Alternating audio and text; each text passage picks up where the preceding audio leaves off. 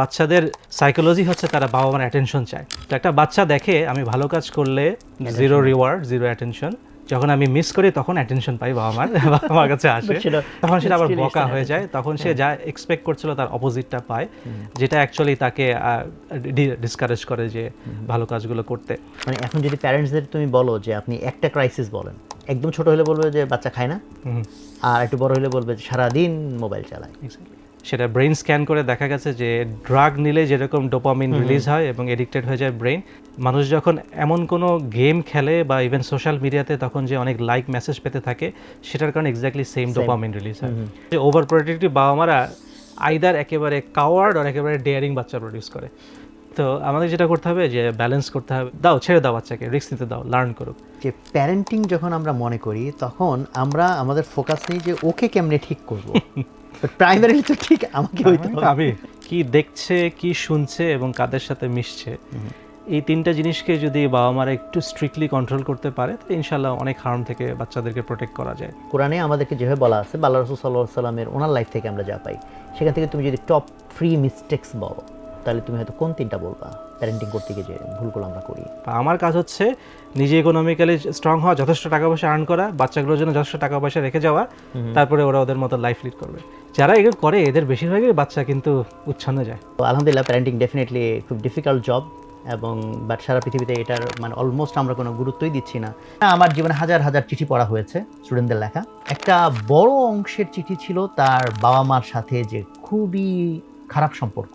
রীতিমতো অনেক মানে স্টুডেন্টরা লিখছে যে তারা তার বাবা মাকে কতটুকু হেট করে। আসসালামু আলাইকুম সুপ্রিয় দর্শক, কেমন আছেন সবাই? বইকথার নতুন পর্বে আবারও আপনাদের সামনে আমি হাজির হয়েছি। আজকে আমরা যে টপিকটা নিয়ে কথা বলবো আর যার কাছ থেকে কথা বলবো আপনারা একটু সারপ্রাইজড হতে পারেন। তো আমি একটু ব্যাকগ্রাউন্ড দিই যে আজকের দিনে মানুষের যত রকম ক্রাইসিস আছে, যত রকম তার সেন্টার অফ অ্যাটেনশন আছে, যত রকম তার টেনশন আছে, তার একটা বড় অংশ হচ্ছে মানুষের সেটা তার সন্তানকে নিয়ে। সো সন্তানকে মানুষ বড় কিছু করতে চায়, ভালো কিছু করতে চায়, বাট সেটা নিয়ে হাজারো রকম ক্রাইসিস, কীভাবে করবে না করবে, মেথড কী হবে না হবে, অনেক রকম মেথড, প্যারেন্টিং রিলেটেড অনেক রকম প্রসেস পদ্ধতি আমরা আজকাল শুনতে পাচ্ছি। সেই সাথে এটাও আমরা দেখতে পাচ্ছি যে সন্তানের সাথে পিতামাতার যে সম্পর্ক, বিশেষ করে আমি যদি একটু স্টোরি বলি, আমি যখন উদ্ভাসে ডিরেক্টলি ক্লাস নিতাম সেটা তো আজ থেকে প্রায় 10-12 বছর আগে, তারপরে তো রিসেন্ট টাইম না হয় না। সো আজ থেকে প্রায় ধরে নেন 10-12 বছর আগের কথা বলতেছি। এখনও সিচুয়েশনে তো আরও বেশি কোথায় গেছে আল্লাহই ভালো জানে। তো আমার মাথায় আইডিয়া ছিল যে, কারণ আমরা তো চেষ্টা করতাম ক্লাসে অলওয়েজ স্টুডেন্টদেরকে কীভাবে কী বলে ইন্সপায়ার করা যায়। তো আমার মাথায় ছিল যে মানুষকে যদি মানে স্টুডেন্টদেরকে বিশেষ করে যদি আমরা তাদের বাবা মার কথা বলে ইন্সপায়ার করি, দেখো আব্বা আম্মাকে এরকম খুশি করতে হবে, তাদেরকে এরকম তারা যাতে, তো আমি ভাবতাম এটা বলে তো মোটামুটি সবাই ইন্সপায়ার্ড হবে। তো আমি খুব শকড হই একটা জায়গা থেকে, সেটা হলো যে আমি মাঝে মাঝে ওদেরকে চিঠি লিখতে বলতাম, এবং ইন্টারেস্টিংলি আমি চিঠির কখনো টপিক দিতাম না। মাঝে মাঝে কোনো একটা ক্লাসে গিয়ে বলতাম তোমরা আমাকে একটা চিঠি লেখো। তো যে কারণে আমার জীবনে হাজার হাজার চিঠি পড়া হয়েছে স্টুডেন্টদের লেখা। আমি খুবই সারপ্রাইজড হয়েছি যে আমি এত বেশি চিঠি পেয়েছি, হোয়ারেজ আমি কিন্তু কোনো টপিকই সিলেক্ট করে দিইনি। তো বিভিন্ন রকম টপিক আসছে, বাট একটা বড় অংশের চিঠি ছিল তার বাবা মার সাথে যে খুবই খারাপ সম্পর্ক, এবং রীতিমতো হেইট শব্দটাই বোধহয় বলা যেতে পারে, যে রীতিমতো অনেক মানে স্টুডেন্টরা লিখছে যে তারা তার বাবা মাকে কতটুকু হেইট করে। আমি তখন অনেক বেশি সারপ্রাইজড হই যে এই যে দ্বন্দ্ব অথবা এই যে দূরত্ব, যেখানে বাবা মা চাচ্ছে সন্তান ভালো কিছু করুক, সন্তানও মেবি বাবা মাকে ভালোবাসতে চায়, বাট এত বেশি দ্বন্দ্ব, এত বেশি ইভেন ঘৃণা শব্দটাও বললে হয়তো অত্যুক্তি হবে না, এটা কেন? তো যে কারণে আমার কাছে মনে হয় যে আজকে আমরা বুঝতেই পারছেন প্যারেন্টিং নিয়ে কথা বলবো। হোপফুলি এই আলোচনাটা আপনাদের জন্য অনেক বেশি হেল্পফুল হবে, বিশেষ করে যারা রিলিজিয়াস মাইন্ডসেট থেকে নিজে চলার চেষ্টা করেন এবং সন্তানকে বড় করার চেষ্টা করেন, সেই অ্যাঙ্গেল থেকে দেখলে এটা হয়তো সুপার অ্যালাইনিং হবে ইনশাল্লাহ। তো আমি আর বেশি ভূমিকা না দিয়ে আমাদের গেস্টের সাথে পরিচয় করিয়ে দিই। ওমর আল জাবির, আসসালামু আলাইকুম। ওয়ালাইকুম আসসালাম। ওমর আল জাবির প্রথমত আমরা বন্ধু মানুষ, একই ব্যাচের, so I feel proud about him. তো ওমরের পরিচয়টা এইভাবে দেওয়া যেতে পারে। প্রথমত সে ইঞ্জিনিয়ারিং ব্যাকগ্রাউন্ডের, বাংলাদেশ থেকে অনার্স শেষ করার পর সে অক্সফোর্ডে মাস্টার্স করেছে সফটওয়্যারে।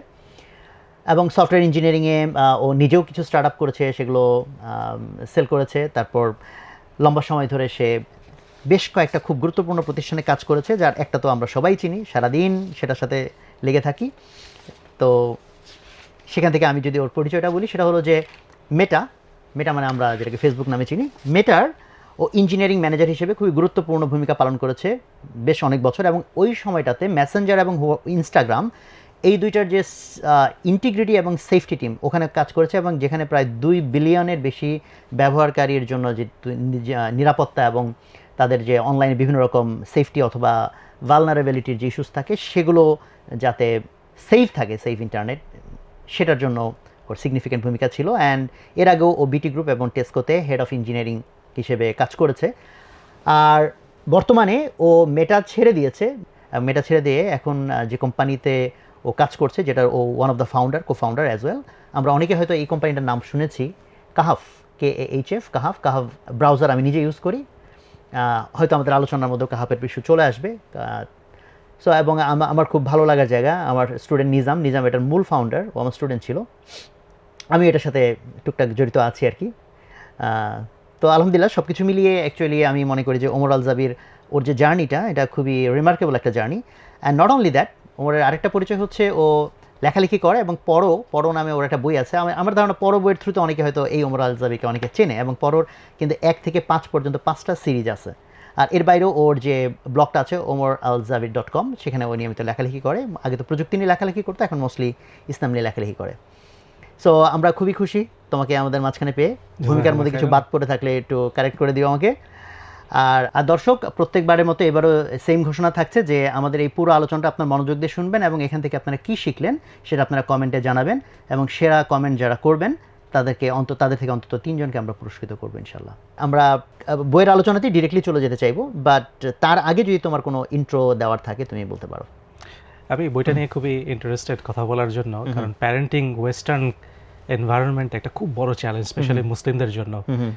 আমি যে কারণে ইন্টারেস্টেড হই যে আমি নিজে প্যারেন্টিং কোর্স করব এবং ফর্মালি পড়াশোনা করব, এটার পিছনে আমার যে মোটিভেশনটা কাজ করেছে, যে আমি শুনলে হয়তো তারা দুঃখ পাবে, যে আমি যখন আত্মীয় স্বজনদের বাসায় যেতাম, ওয়েস্টার্ন কান্ট্রিগুলোতে যারা আত্মীয় স্বজন আছে বা বন্ধু বান্ধবদের বাসায় যেতাম, আমি গিয়ে দেখতাম যে তারা তাদের বাচ্চাদেরকে যে এনভায়রনমেন্টে বড় করছে সেটার কারণে বাচ্চাগুলোর আপব্রিডিং ঠিকমতো হচ্ছে না এবং বিভিন্ন সমস্যা হচ্ছে। তো সেই সমস্যাগুলো দেখে আমি চেষ্টা করেছি তাদেরকে অ্যাডভাইস দেওয়ার, অনেকে শুনেছে অনেকে শুনেনি, কিন্তু অ্যাটলিস্ট আমি চাইনি যে আমার বাচ্চা এভাবে বড় হোক। তো সেখান থেকে আমি স্টাডি করা শুরু করি। আমি বিভিন্ন প্যারেন্টিং ওয়ার্কশপে যেতাম। আমি আমার ওয়াইফ দুজনেই খুব ইন্টারেস্টেড ছিলাম যে অ্যাটলিস্ট আমাদের চারপাশে যে মিস্টেকগুলো দেখতে পাচ্ছি সেগুলো যেন আমাদের জীবনে না হয়। তো সেখান থেকে বেশ কিছু প্যারেন্টিং কোর্স করি, অনেক বই পড়ি। মোস্টলি সেগুলো ওয়েস্টার্ন কালচারে কীভাবে ট্রেন আপ করে প্যারেন্টসদেরকে সেগুলোর উপরে ছিল।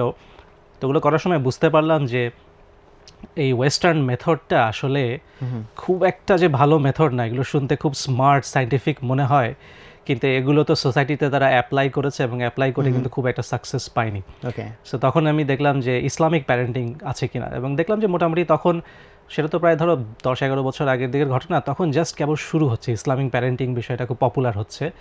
তো কিছু কিছু এক্সপার্ট এগিয়ে আসছেন, তারা ইসলামিক প্যারেন্টিং কোর্স শুরু করছেন, ইসলামিক চাইল্ড সাইকোলজি নিয়ে লেকচার দিচ্ছেন। তো সেগুলো আমরা অ্যাটেন্ড করা শুরু করি, এবং ওগুলো করতে গিয়ে ক্লিয়ারলি জানতে পারি যে ওয়েস্টার্ন কালচারে যে প্যারেন্টিং শেখানো হয় সেগুলোর সমস্যাগুলো কী, এবং সেগুলোর সাকসেস যেগুলো তারা দাবি করে সেগুলো যে অ্যাকচুয়ালি সাকসেস না, এগুলো যে ইনফ্লেটেড সাকসেস, অ্যাকচুয়ালি যে অনেক ডার্ক রেজাল্টও হচ্ছে সেগুলো তারা খুব কেয়ারফুলি হাইড করে যে যায়।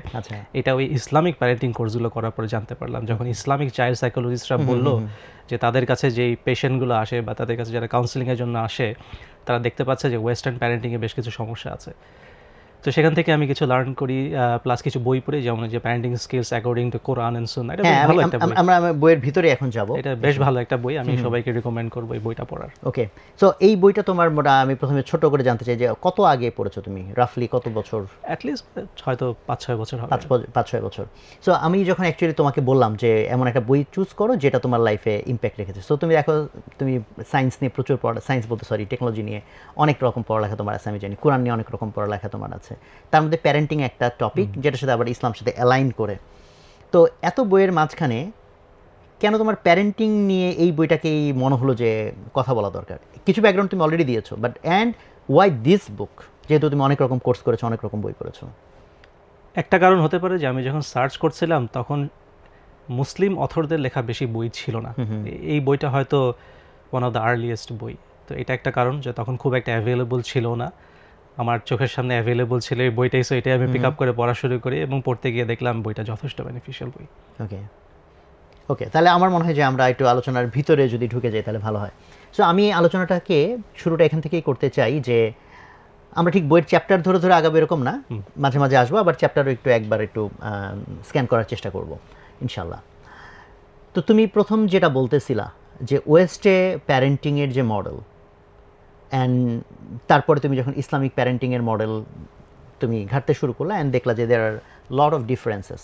তো আমার আসলে ইনিশিয়াল কোয়েশ্চেনের ওপেনিংটা এটা নিয়েই, এই ডিফারেন্সগুলোর ক্ষেত্রে একটা তো হচ্ছে যে এক্সটার্নাল ডিফারেন্স, ওরা এটা বলছে ওরা এটা বলছে, বাট আমি যদি ফিলোসফিক্যাল জায়গা থেকে যাই, যে মৌলিক ফিলোসফিক্যাল ডিফারেন্স যদি অন্তত 2-3টা তোমাকে বলতে বলি, যে সেটা আসলে কি?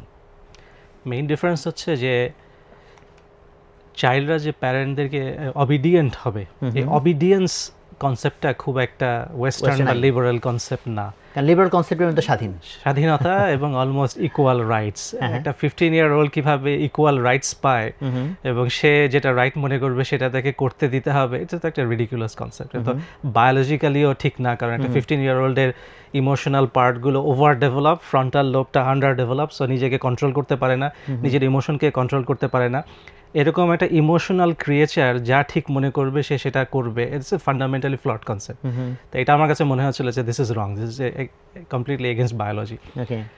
আর আরেকটা হচ্ছে যে অন্যদেরকে রেসপেক্ট করা, ইসলামে যে একটা খুব বড় ফাউন্ডেশন হচ্ছে এল্ডারদেরকে রেসপেক্ট করতে হবে, অথরিটিকে রেসপেক্ট করতে হবে, এই রেসপেক্টটা নেই। স্কুলের টিচারদেরকে কিন্তু স্টুডেন্টরা রেসপেক্ট করে না, স্কুলের টিচারদেরকে ওরা সিম্পলি অ্যাজ এ এমপ্লয়ি আমাকে সার্ভিস দিতে আসছে এরকমভাবে ট্রিট করে। নাম ধরে ডাকাটা তো হয়তো ওদের জেনারেল কালচার, ইভেন যে টিচার যে তাকে যে রেসপেক্ট করতে হবে, তাকে সম্মান দেখাতে হবে, আদব বলে কোনো কনসেপ্ট নাই, যেটা একটা খুব বড় একটা ব্যাপার। বাবা মার ক্ষেত্রে সত্য, বাবা মার ক্ষেত্রে হয়তো সত্য যে হ্যাঁ ভালো গুড বিহেভিয়ার অবশ্যই তারা খুব প্রমোট করে, গুড বিহেভিয়ার হতে হবে, শাউটিং করা যাবে না, কার্সিং করা যাবে না, বাজে কথা বলা যাবে না, প্যারেন্টসদের কথা যতটুকু সম্ভব চেষ্টা করতে হবে, শুনতে হবে, কিন্তু ইসলামিক যে আদাব যেটা আছে ওই আদাবের কোনো কনসেপ্ট ওয়েস্টার্ন কালচারের প্যারেন্টিংয়ে নেই।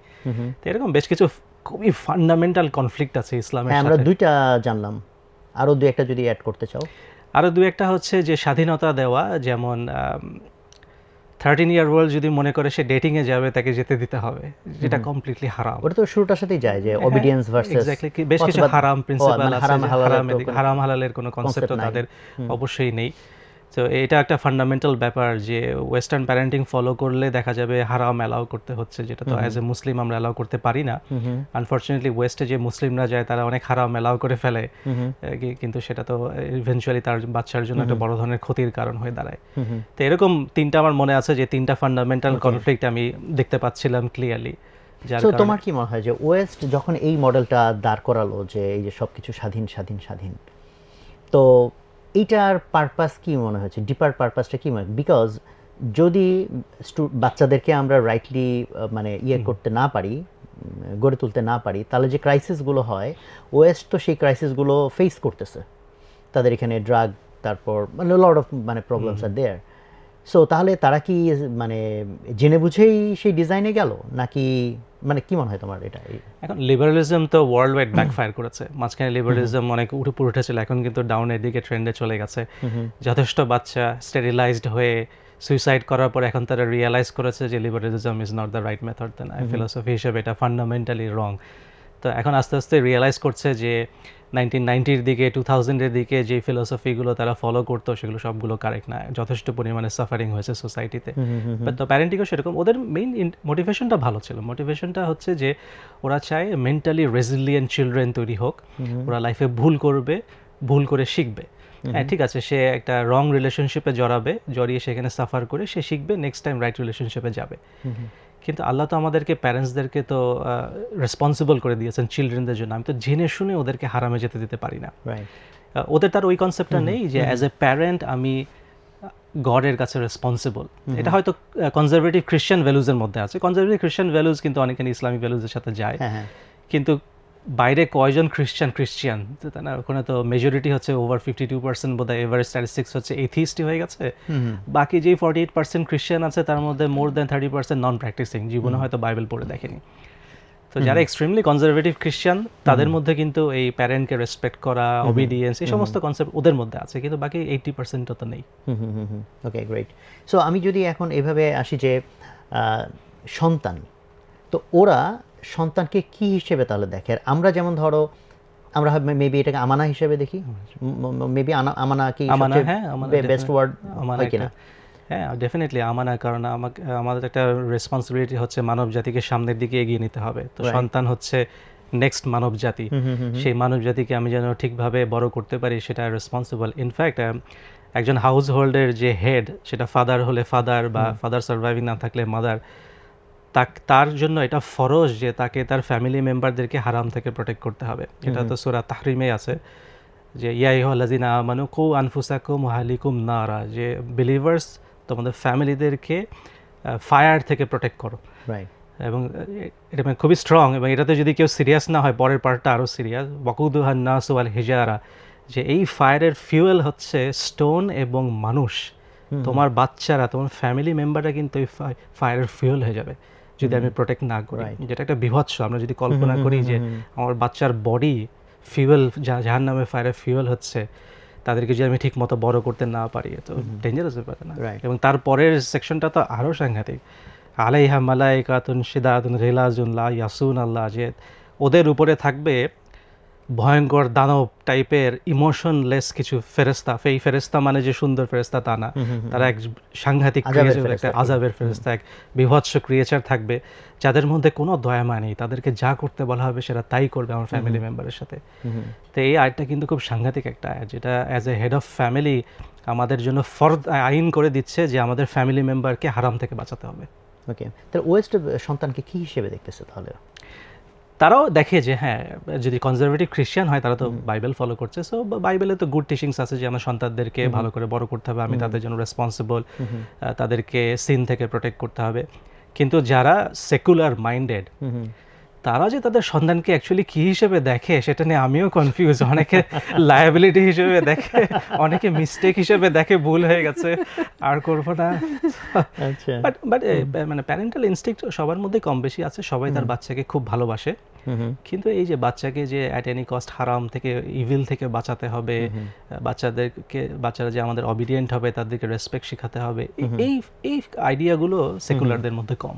ওকে ওকে, সো আমি একটু পরেই বইয়ের চ্যাপ্টার ধরে কিছু জায়গা আমরা বেছে নিব, যেহেতু বইটা তো অনেকগুলি চ্যাপ্টার, আমি দেখলাম প্রায় 30টা চ্যাপ্টার, তো সব তো আলোচনা করার কোনো সুযোগই নাই। বেছে বেছে আমি কিছু টপিক ট্রাই করব এখান থেকে কিছু লেসন উঠে আনার। বাট তার আগে যদি আমরা এভাবে ইয়েটা ঠিক করি, সাকসেস মেট্রিক, যে আমি একজন প্যারেন্ট, আমার বাচ্চাকে আমি প্রপারলি প্যারেন্টিং করতে পারছি কিনা, আমি কি কি মেট্রিক মোটামুটি ঠিক করে নিতে পারি যেটার এগেইনস্টে আমি বুঝবো যে my parenting is okay or not? একটা তো হচ্ছে যে আমার বাচ্চাকে আমি মুমিন হিসেবে বড় করতে পারছি কিনা, সেটা তো ডেফিনেটলি অ্যাজ এ প্যারেন্ট আমার জন্য ফরদে আইন যে তাকে ইসলামিক শিক্ষাটা দেওয়া, তাকে ইসলামের পথে রাখা, তার ইমান, সে একজন, তার ইমান প্রোটেক্ট করাটা অবশ্যই। তারপরে তাকে অবশ্যই ভালো কাজের দিকে ফ্যাসিলিটেট করতে হবে, যেন সে আমার জন্য একটা সাদাকা জারিয়া হয়ে যায়। সে যত ভালো কাজ করবে আমি তার জন্য রিওয়ার্ড হব। একই সাথে সে যেন খারাপ কাজের দিকে না যায়, তার জন্য আমার সাইড থেকে যতটুকু সম্ভব, যতক্ষণ পর্যন্ত সে অ্যাডাল্ট না হচ্ছে, ইসলামিক অ্যাডাল্ট অবশ্যই একটা ডিফারেন্ট টার্ম, ইসলামে কিন্তু টিনেজার কনসেপ্ট নেই। ইসলামে হচ্ছে হয় বাচ্চা নাহলে অ্যাডাল্ট, নো টিনেজার কনসেপ্ট ইসলামে। তো সে অ্যাডাল্ট না হওয়া পর্যন্ত, যতক্ষণ পর্যন্ত সে বাচ্চা আছে ততক্ষণ পর্যন্ত তাকে অন্যায় থেকে দূরে রাখা। মানে এটা একটা ইন্টারেস্টিং জায়গা, একটু ট্যানজেন্ট, বাট আমি এর আগেও একটা পডকাস্টে বলছি যে এই যে 18 বছর হলে অ্যাডাল্ট হয়, ইসলামে তো তা না, ইসলাম তো বালেগ হওয়া বলতে হচ্ছে যখন যে পিউবার্টি আসে, তাই না? তো বায়োলজিক্যাল চেঞ্জ, তাই তো? আমি ভুলে ঠিক করে দিই। বাট এই যে ওয়েস্টে 18 মানে হচ্ছে, মানে আমি এর আগেও কোনো একটা পডকাস্টে বলছি যে আই এম ভেরি মানে ইগার টু নো যে 17 বছর ধরো 364তম দিনে কি হয়, কি হয় যে তারপরের দিন থেকে সব সারা দুনিয়াটা চেঞ্জ হয়ে যাও। কারণ ইসলামে ধরো যেটা মানে সেটা বায়োলজিক্যাল চেঞ্জ, সেটা তো একটা তো ভিত্তি আছে, হ্যাঁ বায়োলজিক্যালি এই অবস্থায় ছিল, এখন সে এই অবস্থায়। তো এটার কি তুমি কিছু জানো কিনা? আমি জানি, এবং আমার আমি কিউরিয়াস, বাট আমি নিজে ঘাটি নাই, এটা কিভাবে হয়েছে, এটা 18টা কোথা থেকে আসছে?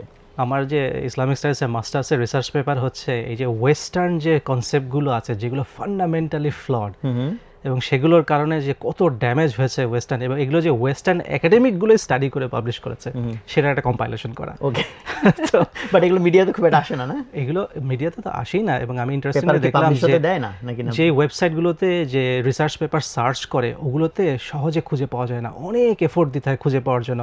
সার্চ রেজাল্টে গিয়ে তুমি হয়তো 20 বার পেজিং করার পরে গিয়ে পাবা, এটা প্রথম দিকেও আসতে দেয় না। আচ্ছা, একে তো সহজে এই ধরনের কাজ ফান্ডিংই করে না, তারপরেও সেগুলোকে যতটুকু সম্ভব চাপিয়ে রাখা যায়। হ্যাঁ। এটা খুব অ্যাডভান্স সার্চ টেকনিক না জানলে কেউ এই ওয়েস্টার্ন একাডেমিকদের করা কাজগুলো খুঁজে পাবে না, যেখানে তারা দেখিয়েছে western philosophy fundamentally flawed, western law fundamentally flawed, western family values fundamentally flawed, এবং ম্যাসিভ সব রিসার্চ। তাও এটা তো ওয়েস্টার্নদের করাই, ওয়েস্টার্নদেরই করা যে ওয়েস্টার্ন ইজ আইডিয়াজ আর ফান্ডামেন্টালি ফ্লড।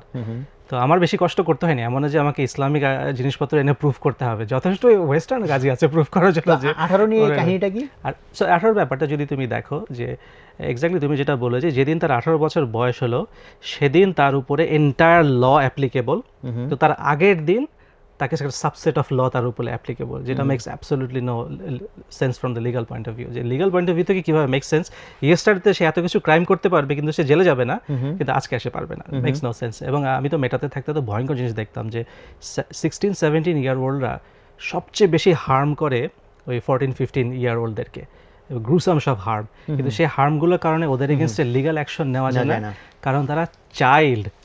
17 বছর বয়স্ক মাসলালা বগল ভর্তি তোমার লোক, সে একজন চাইল্ড, এটা কোনো মানে হয়? মানে এটা রিডিকুলাস। এটা আমি মাঝখানে তুলেছিলাম মেটাতে, আর্গুমেন্ট হয়েছিল, তারপরে আমাকে এইচআর ডেকে নিয়ে অনেক ধমক দিয়েছে যে what is this, you cannot say anything like this in this world.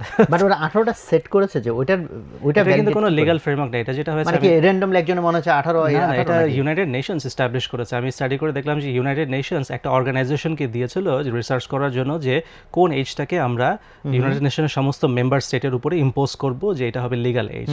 তো ওই অর্গানাইজেশনটা কিছু স্টাডি করে এনে বলেছে 18 হবে, কিন্তু তারা যে স্টাডি করেছে সেই স্টাডিগুলোর একটা সাবস্টেন্সিভ ডেটা না, কোথাও কোনো এরকম স্ট্যাটিস্টিক্স নেই যে 17 ইয়ার ওল্ডে আমরা যদি অ্যাডাল্ট এজটা সেট করতাম তাহলে হয়তো ক্রাইম অনেক কমে যেত, যেহেতু তখন ফুল ল অ্যাপ্লাই করা যেত, বা 18 ইয়ার ওল্ডে এটা সেট করার কারণে সিগনিফিকেন্টলি ক্রাইম ড্রপ হয়ে গেছে বা সিগনিফিকেন্টলি প্রসিকিউট করা যাচ্ছে, এরকম কোনো স্টাডি নেই। একমাত্র এটি কিন্তু কারণ হতে পারতো যে ওকে এমন একটা এজে আমরা সেট করব যেটা হবে লিগ্যাল অ্যাডাল্ট এজ, যে এজের পর থেকে আমরা বহু ক্রাইমকে প্রসিকিউট করতে পারবো এবং পেনাল্টি দিতে পারবো, সেরকম কোনো বেসিসও নাই। তো তাহলে এই বেসিসটা আসলো কোত্থেকে? অ্যাবসলিউটলি কোনো জাস্টিফিকেশন নেই, এবং এটা ওয়েস্টার্ন একাডেমিকরাই বলছে যে এই যে 18 ইয়ার ওল্ডটা সেট করা হয়েছে এটার পিছনে কোনো একাডেমিক এভিডেন্স নাই। ইন্টারেস্টিং, আমি খুঁজে দেখলাম যে অর্গানাইজেশনটা এটা এস্টাবলিশ করেছে ওরাই ইউএসএতে one of the foremost LGBT promoter. হওয়ারই কথা না, বাট আমার কাছে মনে হয়েছে অন্তত 19 বলে তাও আমি একটা ব্যাখ্যা বুঝতাম যে টিনেজ বলা হয় 13 to 19, সো 19 শেষ, তো মাঝখানে 18, so I was curious. So আমার ধারণা ছিল এটা নিশ্চয়ই বেসিস নাই, এটা জাস্ট একটা লিগ্যাল কনভেনিয়েন্স। তুমি যে চিন্তা করে দেখো লয়ারদের জন্য এটা খুব বলা সহজ, 18 so he is adult, punish him, 17 let him go. এটা জাস্ট একটা অ্যাকচুয়ালি ওরাকে বলে this is a legal convenience, it's nothing but legal convenience. কোনো বায়োলজিক্যাল বেসিস নেই, কোনো সোশিওলজিক্যাল বেসিস নেই, কোনো স্ট্যাটিস্টিক্যাল গ্রাউন্ড নেই যে এই এজে সেট করার কারণে significant amount of crime punish করা যাচ্ছে, কোনো বেসিস নেই। সিম্পলি একটা লিগ্যাল কনভেনিয়েন্স যে এই এজে আমরা একটা ডিফারেন্সিয়েট করতে পারি মানুষদেরকে এবং different set of law apply করতে পারি। এই সরি একটু টেনজেন্টে চলে গেছিলাম, আবার গেটিং ব্যাক। আমি ওই যে বলতেছিলাম কি মেট্রিক, যেহেতু তুমি বলছো তাকে ইমানদার হিসেবে গ্রো করানো, ভালো কাজ যাতে সে করে, করার বেঁচে থাকে, যার কারণে আমার জন্য গুনাহগারিয়া হয়ে না যায়। What else? যেমন ধরো বর্তমান সমাজে তো মানে বাবা মার মেবি এগুলোর চেয়েও বড় টেনশন, যে বড় ডাক্তার হবে কিনা, ইঞ্জিনিয়ার হবে কিনা, তার স্কিল, তার নলেজ, ওগুলা কি মেট্রিকের মধ্যে আমরা আনবো নাকি? আমরা আনতে পারি। যদি একটা বাচ্চা অ্যাডাল্ট হয়ে যায় তখন তো তাকে তার জন্য রেসপন্সিবল হতে হবে, তাকে তার নিজের লাইফের জন্য রেসপন্সিবল হতে হবে এবং সেই রেসপন্সিবিলিটি যেন সে নিতে পারে, তার জন্য আমার পক্ষে যতটুকু করা সম্ভব আমি করব। কিন্তু আমি তখন আর রেসপন্সিবল না তার জন্য। তাকে একজন সাকসেসফুল ডক্টর বানানো কিন্তু আমার জন্য ফরজ না, এটা হয়তো সুন্নাও না, এটা আমার জন্য নফল, যে এটা আমি অপশনালি তাকে আমি হেল্প করব, সে যদি হতে পারে ইটস ওকে, কিন্তু আমি তাকে জোর করে যেভাবে হোক ডাক্তার বানাবো বা তাকে ডাক্তার বা একটা সাকসেসফুল বিজনেসম্যান বানানো বা সে যেন বাকি জীবনটা যথেষ্ট টাকা পয়সা আর্ন করে আরামে পার করতে পারে এর জন্য যে আমি বাধ্য তা কিন্তু না। সে একজন অ্যাডাল্ট, যখন সে অ্যাডাল্ট হয়ে গেল তার লাইফের জন্য সে রেসপন্সিবল। আমি অ্যাজ এ প্যারেন্টস আমার রাহমা থেকে যতটুকু তাকে সাপোর্ট দিতে পারি দিব। ওকে, তার আমি ওই যে ইনফ্যাক্ট আমার একটা জিনিস মনে পড়লো ইন্টারেস্টিংলি, যে আমরা অনেক সময় চিন্তা করি যে আমার লাইফের গোল সেটিং কিভাবে করব বা আমার বাচ্চাদেরকে গোল সেটিং কিভাবে শেখাবো বা সাকসেস কি, এটা যদি আমরা ডেফিনেশন মানুষকে জিজ্ঞেস করি, মোস্ট অফ দ্য টাইম একটা খুব ম্যাটেরিয়ালিস্টিক ডেফিনেশন পাওয়া যায়। সাকসেস মানে হচ্ছে একাডেমিক সাইডে থাকলে আমি আস্তে আস্তে একাডেমিক সাইডে টপ র্যাঙ্কে যাচ্ছি, আমার অনেক পেপার পাবলিশ হবে, আর ইন্ডাস্ট্রিতে থাকা মানে হচ্ছে আমি বিজনেস করে বড়লোক হয়ে যাচ্ছি। তো এটাই তো হচ্ছে জেনারেলি আমরা সাকসেস মেট্রিক দেখি। হ্যাঁ, আমি সহজে বলি সাকসেস মানে ভাব মারতে পারা। এক্স্যাক্টলি। কিন্তু কোরআনে কিন্তু আল্লাহ বলে দিয়েছেন যে সাকসেসের ডেফিনেশন কি। সূরা আসর হচ্ছে সাকসেসের ডেফিনেশন, তাই না? যে ওয়াল আসর ইন্নাল ইনসানা লাফি খুসর, যে সময় ফুরিয়ে যাচ্ছে, সবাই লসের মধ্যে আছে এক্সেপ্ট, এখন আল্লাহ বলবেন যে এই যে 4টা কন্ডিশন যারা ফুলফিল করবে তারাই সাকসেসফুল হবে, তারাই কিন্তু না, সাকসেসফুল। আরো ইয়ে আছে, আরো ডিরেক্ট আয়াত আছে, যেমন যে জাহান্নাম থেকে বাঁচলো আর জান্নাতে যাইতে পারলো তারাই সফল কাম। হ্যাঁ, ডেফিনেটলি তারা সফল কাম। আর আল্লাহ বলছেন যে যারা এই 4টা জিনিস করবে না সূরা আসরে, তারা হবে লুজার, তারা হবে ইন আলটিমেট লস। তো 4টা কি? প্রথমটাতে হচ্ছে আমানু, যে যারা বিলিভ করছে, ও আমিলুস সালিহাত। আমিলুস সালিহাত মানে সাধারণত ট্রান্সলেট করা হয়, শ্যালো ট্রান্সলেশন হচ্ছে যারা ভালো কাজ করে, কিন্তু অ্যাকচুয়ালি আমিলুস সালিহাত মানে হচ্ছে কনটেক্সট স্পেসিফিক ভালো কাজ করে। এই কনটেক্সটে আমার যে ভালো কাজটা করার কথা ছিল সেটা করাটা হচ্ছে আমিলুস সালিহ। আমি একটা কমন এক্সাম্পল সবাইকে দেই, যে দুজন মানুষ ঝগড়া করছে, আমি পাশে দাঁড়িয়ে 2 রাকাত নফল নামাজ পড়া শুরু করলাম। কাজটা কিন্তু ভালো কাজ, সওয়াবের কাজ, কিন্তু সেটা আমালুস সালিহ না। আমালুস সালিহ হবে আমাকে ঝগড়া মেটাতে হবে, ওইটা হবে কনটেক্সট স্পেসিফিক ভালো কাজ, সো এটা হচ্ছে আমালুস সালিহ। তারপর হচ্ছে ওয়াতাওয়াসাউ বিল হক, যে সত্য এস্টাবলিশ করা, ফলসুডের এগেইনস্টে ফাইট করার জন্য কোঅপারেশন করতে হবে, কোঅপারেশন শেখাতে হবে। আর ওয়াতাওয়াসাউ বিস সবর, যে এই পুরো জার্নিটা অনেক ডিফিকাল্ট হবে, লোকজন গিভ আপ করে ফেলবে, একজন একজনকে কোঅপারেট করবো যে না ভাই আরেকটু চেষ্টা করো, আরো সবুর করো। সবুর মানে ধৈর্য, কিন্তু সবর মানে আরবিতে যে ধৈর্য নিষ্ঠার সাথে গোল অ্যাচিভ করতে চেষ্টা করে যাওয়া, লেগে থাকাটা কন্টিনিউয়াসলি, ওটা হচ্ছে আরবিতে সবর। বাংলাতে সবুর কিন্তু ডিফারেন্ট মিনিং। তো এই যে আল্লাহ আমাদেরকে 4টা থিম দিয়ে দিয়েছেন, যে 4টা থিমে আমাদেরকে গোল সেটিং করতে হবে সাকসেস হওয়ার জন্য। তো এক একজনের জন্য হয়তো এক এক রকম গোল হবে, বাট এই 4টা থিম করতে হবে। এবং 4টা থিম হচ্ছে এন্ড কন্ডিশন, অর না কিন্তু ওয়া। তো এই 4টার মধ্যে একটাও যদি মিস হয়, সে হচ্ছে লাফি খুসর, সে লসের মধ্যে আছে। তো এটা আমার বেলায়, নিজের বেলায় যেরকম অ্যাপ্লিকেবল, যে আমাকে 4টা থিমে গোল সেট করতে হবে, আমার বাচ্চাগুলোকে আমি শিখাই যে বাবারা সূরা আসর এই 4টা থিমে গোল সেট করতে হবে। সো আমরা যদি তাহলে মেট্রিকের মোটামুটি ধারণা যেহেতু পেয়ে গেলাম, সো এখন আমরা হাউতে যেতে চাই। মানুষের তো মেইন ইন্টারেস্ট, ঠিক আছে ভাই বুঝছি, ভালো কিছু হতে হবে, কিভাবে করব। সো হাউ এর আলোচনাটাতে আমরা কিভাবে যাব I am not sure, but আমি এখানে 30টা চ্যাপ্টারের নাম হয়তো ওখান থেকে কিছু হাইলাইট পিক করতে পারি। সো তুমি একটু দেখতে পারো যদি মনে করো যে এখান থেকে আমরা কিছু যাব, এন্ড দেন আমি সাথে সাথে কোশ্চেনসগুলো করতে থাকবো ইনশাআল্লাহ। আমি এখানে চ্যাপ্টারের নামগুলো দেখে হয়তো যেগুলো আমার কাছে খুব এফেক্টিভ মনে হচ্ছে সেগুলো কয়টা কিছু র্যান্ডম ডিসকাশন করতে পারি। যেমন এখানে একটা চ্যাপ্টার হচ্ছে encourage and emphasise positive actions. আমাদের এশিয়ান দাঁড়া একটু তার আগে, প্যারেন্টিং বলতে তো আমরা বুঝি যে সন্তানকে বড় করব। তো আমরা তো 18 নিয়ে একটু কথাবার্তা বলছি, ওটা টুকটু ট্যানজেন্টে যায় না, ওটা ভালো রিলিভেন্ট আলোচনাই হয়েছে। তা আমরা মানে কোন বয়সের বাচ্চাকে মাথায় রেখে আলোচনা করতেছি, নাকি এটা অ্যাপ্লিকেবল ফর এটা 5 বছর হোক, 7 বছর হোক, নিউবর্ন হোক, অথবা 18 বছর হোক? আমরা হয়তো ডিফারেন্ট এজ গ্রুপের জন্য এক্সাম্পল আনতে পারি। এবং ইন্টারেস্টিংলি এই বইয়ের অথর ডিফারেন্ট এজ গ্রুপের জন্য এক্সাম্পল দিয়েছে চ্যাপ্টারগুলোতে, যেটা খুব ইন্টারেস্টিং আমার কাছে মনে হচ্ছে। যে এক্স্যাক্টলি একটা ছোট বাচ্চার জন্য 5-7 বছরের জন্য একরকম, আর 12 বছরের পর থেকে তো বাচ্চারা একটু স্ট্র্যাটেজি কাজ করে না। Right, exactly. আর সেই সাথে ধরো আমি যেহেতু জানি তোমার 3 বাচ্চা, এবং একজনের বয়স মেবি 11, সবচেয়ে ছোট জনের বয়স মেবি কত? 7, 7.5 এরকম। ওকে, সো তার মানে তো প্যারেন্টিং এর তোমার কত বছর পুরো বই কাজে লাগে আমার জন্য। আমি চাইবো যে মানে তুমি যা শিখছো, যা অ্যাপ্লাই করছো, সেটা যদি মিলিয়ে বলো ভালো হয়। আমি আমার লাইফ থেকে কিছু স্টোরি বলতে পারি, আমার যেটা কাজে লেগেছে। যেমন কারণ আমি অনেক ক্ষেত্রে দেখছি যে প্যারেন্টসদেরকে এটা করতে হবে, তো তাদের রেসপন্স থাকে আরে ওইরকম বইপত্রে বহুত লেখা থাকে, মানে আসলে মাঠে নামলে বোঝা যায় কি করা যায় না। সো হ্যাঁ, আলহামদুলিল্লাহ আমি যেহেতু মোটামুটি মাঠে আছি, একদম ছোট বাচ্চা থেকে শুরু করে অলমোস্ট টিনেজার পর্যন্ত মানুষ করার জন্য, তো আমি যেগুলো অ্যাপ্লাই করে আমার কাছে মনে হচ্ছে যে রেজাল্ট পাওয়া যাচ্ছে, তো আমি সেগুলোই করতে পারি। এবং আলহামদুলিল্লাহ আমার বড় বাচ্চাটা আমার স্কুলে প্রিফেক্ট হয়েছে। প্রিফেক্ট মানে হচ্ছে সে অলমোস্ট টিচারের অ্যাসিস্ট্যান্ট হয়ে গেছে। টিচার না থাকলে সেও মাঝে মাঝে পড়ায়। সে কিন্তু 12 বছর ক্লাস নেয় এবং সে পুরো ক্লাসও ম্যানেজ করার দায়িত্ব তাকে দিয়ে দেওয়া হয়েছে। তো এই রোলটা, প্রিফেক্ট রোলটা সাধারণত স্কুলে ওদেরকেই দেওয়া হয় যারা হচ্ছে স্কুলের বেস্ট পার্সোনালিটি।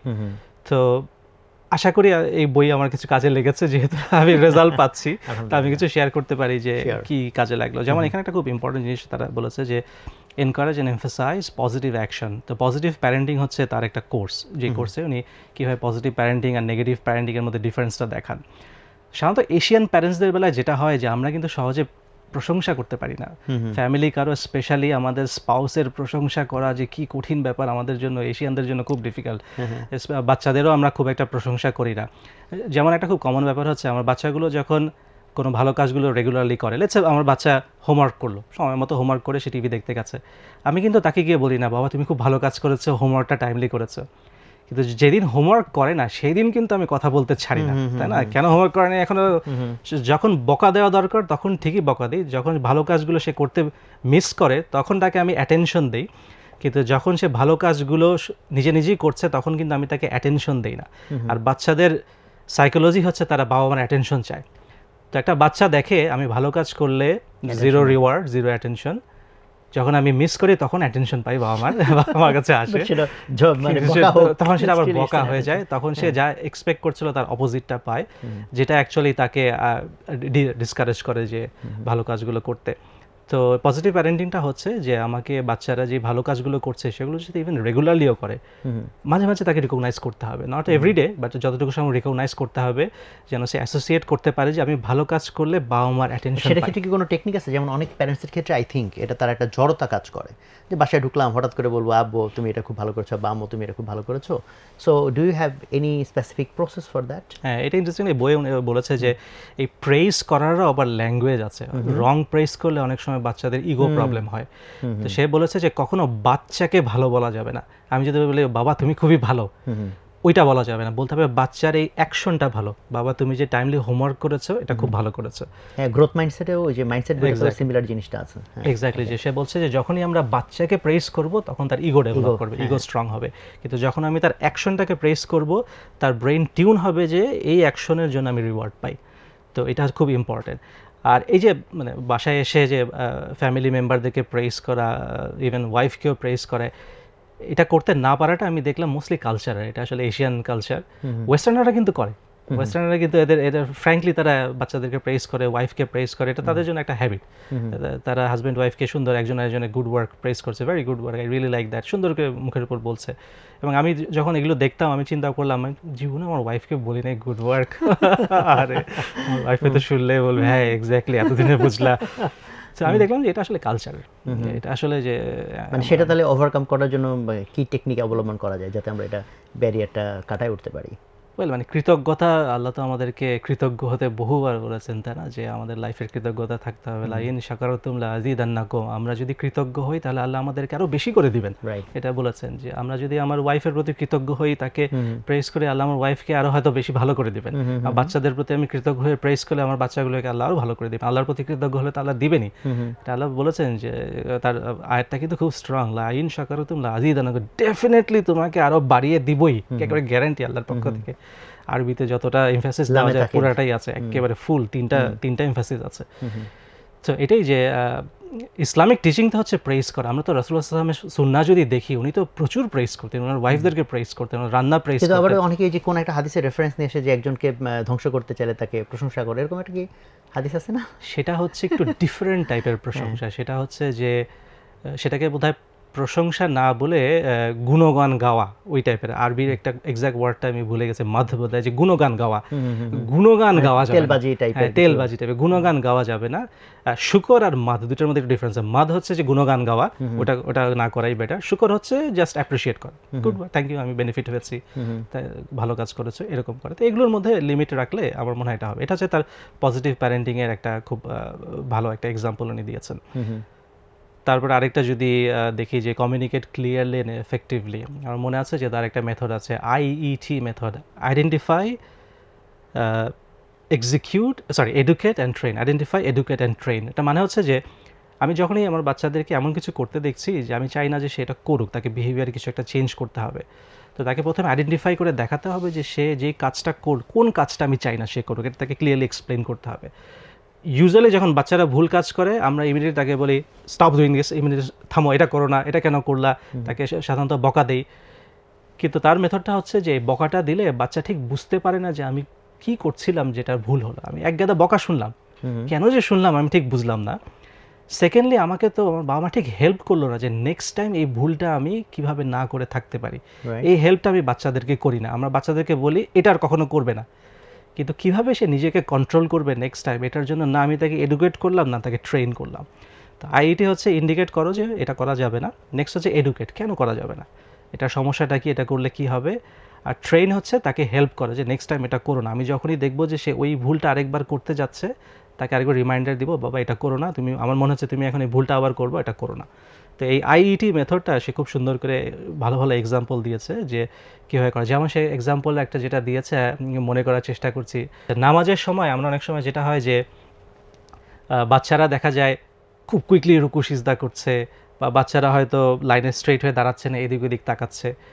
আমরা যেটা হয় যে আমরা নামাজটা শেষ করার পর একটা ধমক দেই বাচ্চাকে, কেন এরকম করলা, কেন তুমি কাতার ছেড়ে সামনে চলে গেলা, কেন এরকম এত ফাস্ট রুকু সিজদা করলা। সে যে ভালো কাজটা করেছে এবং সেটাকে আমরা অ্যাপ্রিসিয়েট করি না। তো তার সে যে এক্সাম্পলটা আছে সেটা খুব সুন্দর, যে বাচ্চাকে প্রথমে বলতে হবে যে বাবা তুমি যে প্রথম রাকাতটা খুব সুন্দর স্ট্রেইট হয়ে দাঁড়িয়ে মনোযোগের সাথে সুন্দর করে পড়েছো, দ্যাট ওয়াজ গুড, কিন্তু তারপরে দেখলাম যে তুমি ঠিকমতো পড়লা না, খুব কুইকলি রাশ করলা, এদিক ওদিক তাকালা, দ্যাট ওয়াজ নট গুড। এরপরে হচ্ছে এডুকেট, এখন আমি ইন্ডিকেট করলাম। সো এডুকেট হচ্ছে যে তাকে একটু শেখানো যে নামাজ তো একটা খুব ইম্পর্টেন্ট জিনিস, আমরা আল্লাহর সামনে দাঁড়িয়ে আছি, আল্লাহ চান আমরা অ্যাটেনশন দেই, সো এরপর থেকে আমরা আরেকটু অ্যাটেনশন দিব। তুমি একবার এক রাকাত সুন্দর করে পড়েছো, চলো এবার আমরা 2 রাকাত সুন্দর করে পড়ি। তো এবার ট্রেন হচ্ছে যে নেক্সট টাইম নামাজে ধরো সে দাঁড়াচ্ছে, তাকে জাস্ট একবার রিমাইন্ডার দেওয়া, বাবা 2 রাকাত একটু সুন্দর করে পড়ো। এটাতেই দেখা যায় বাচ্চারা খুব এনকারেজড হয়, সে তখন চেষ্টা করবে 2 রাকাত কেন, আমি পুরা নামাজই সুন্দর মতো পড়বো। তো এই হচ্ছে রাইট মেথড। আর আমরা সাধারণত ইনস্ট্যান্ট ধমকে চলে যাই। তোমার যদি রিয়েল লাইফ এক্সাম্পল থেকে আসো যে এই এক্সাম্পলটা তুমি, কারণ অনেকের ক্ষেত্রে হয় কি যে অনেকগুলো এক্সাম্পল না বললে তার জন্য একটু কনসেপচুয়ালাইজ করা ডিফিকাল্ট হয়। যেমন হয়তো একটা এক্সাম্পল হতে পারে আমার বাচ্চা অনেক লেটস সে ভিডিও গেম খেলছে, তো আমি এখন তার উপরে আইইটি অ্যাপ্লাই করবো লেটস সে। সো আইটা হচ্ছে ইন্ডিকেট যে দেখো এই গেমটার মধ্যে এই ডিস্টার্বিং জিনিস আছে, এটা খুব ভায়োলেন্ট, তুমি 1 ঘন্টা ধরে কি করলা, শুধু শ্যুট করলা অনেকগুলো মানুষকে, এটা কি ভালো কাজ, আমাদের কি এরকম করার কথা ছিল। তারপরে তাকে এডুকেট হয়তো করতে পারি যে বাবা দেখো যে গেম এডিকশন কিন্তু একটা খুব সিরিয়াস ব্যাপার হয়ে গেছে, এত এত বাচ্চা নষ্ট হয়ে যাচ্ছে, পড়ালেখার প্রবলেম হচ্ছে। তাকে বেনিফিটগুলো বোঝানো যে গেম এডিকশন থেকে বের হয়ে আসলে কত বেনিফিট আর গেম এডিকশনের হার্মগুলো কী। এরপরে তাকে ট্রেন করতে হবে। সে যখনই তার লেটস সে গেম খেলতে যাচ্ছে, আমি তখন তাকে বলবো বাবা রিমেম্বার আমাদের কি কথা হয়েছিল যে এরপর থেকে আমরা ভালো ভালো গেম পিক করব, চলো আমি তোমাকে হেল্প করি, একটা ভালো গেম খুঁজে দিই, একটা ভালো অল্টারনেটিভ গেম তোমাকে দেই। তাকে ট্রেন করছি, আমি তাকে দেখাচ্ছি যে কোনটা ভালো গেম কোনটা খারাপ গেম। ফোর্টনাইট পুরো গেম ভর্তি হচ্ছে কোপাকুপি খোনাখুনি, এটা খেলো না বাবা, আমি জানি তোমার স্কুলের সমস্ত ফ্রেন্ড ফোর্টনাইট খেলে, তুমি খেলো না বাবা, এই গেমের হার্মগুলো দেখো। রোবলক্স, আমি বলবো এখন রোবলক্স হয়ে গেছে one of the most harmful video game. আমার কোনো আইডিয়াই নেই। আলহামদুলিল্লাহ বাংলাদেশে আমি যত মানুষের বাসায় গেছি সবার বাসায় সবগুলো বাচ্চা রোবলক্স খেলছে। না আমার বাসায় বাচ্চা রোবলক্স একেবারে এপিডেমিক হয়ে গেছে মোবাইলের। ইভেন আমার বাচ্চা তো ইসলামিক স্কুলে পড়ে, ওরা বলে যে ওদের ক্লাসের এভরি সিঙ্গেল বার রোবলক্স খেলে। আচ্ছা, হিপস করে 3 ঘন্টা হিপস করে গিয়ে বাসায় গিয়ে 3 ঘন্টা রোবলক্স খেলে। এই হচ্ছে অবস্থা মুসলিম উম্মার।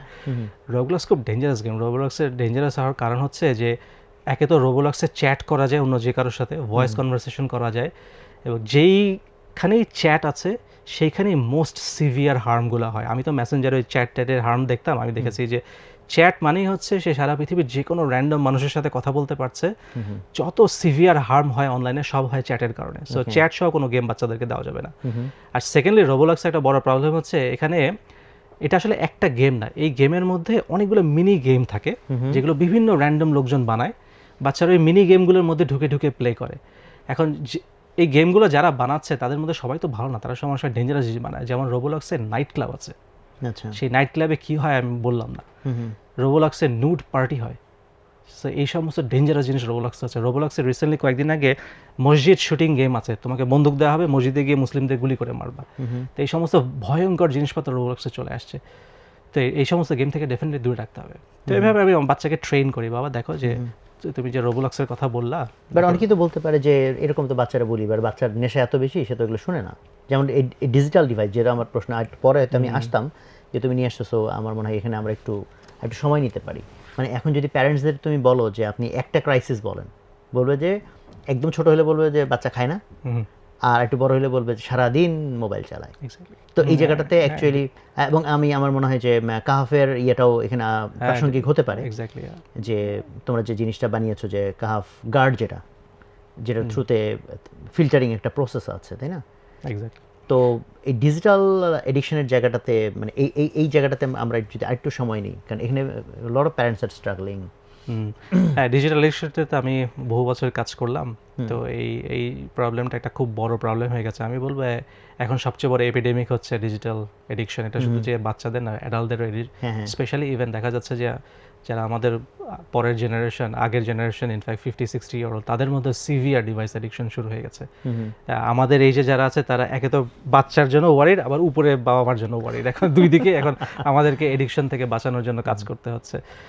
তো ডিজিটাল এডিকশন হচ্ছে এক্স্যাক্টলি লাইক ড্রাগ এডিকশন। এটা নিয়ে মাল্টিপল স্টাডিজ আছে যে ব্রেনে যে ডোপামিন কেমিক্যাল যেটা রিলিজ হয়, যেটার কারণে মানুষ ডোপামিন এডিক্টেড হয়ে যায়, সেটা ব্রেন স্ক্যান করে দেখা গেছে যে ড্রাগ নিলে যেরকম ডোপামিন রিলিজ হয় এবং এডিক্টেড হয়ে যায় ব্রেন, মানুষ যখন এমন কোনো গেম খেলে বা ইভেন সোশ্যাল মিডিয়াতে তখন যে অনেক লাইক মেসেজ পেতে থাকে, সেটার কারণে এক্স্যাক্টলি সেম ডোপামিন রিলিজ হয়।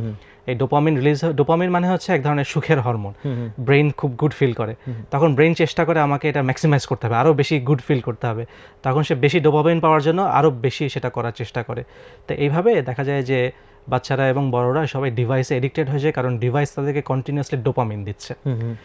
তো এই ডিভাইস এডিকশন থেকে ট্রিটমেন্টের উপায়টা হচ্ছে এক্স্যাক্টলি ড্রাগ এডিকশনের মতো। ড্রাগ এডিকশনে যেরকম একটা কমপ্লিট উইথড্রয়ালের মধ্যে দিয়ে যেতে হয়, অনেক সময় 1 সপ্তাহ, 2 সপ্তাহ, 3 সপ্তাহ, এই সময়টা সে অনেক কান্নাকাটি করবে, মারামারি ভাঙচুর করবে, প্লেট ভাঙবে, দেওয়ালে মাথা ঠুকবে, কিন্তু তারপরেও কি আমরা বলবো বাবা ওকে 1 চামচ ড্রাগ খাও, ডেইলি 1 চামচ করে খাও, বেশি খেও না, এটা কিন্তু আমরা কখনো করবো না।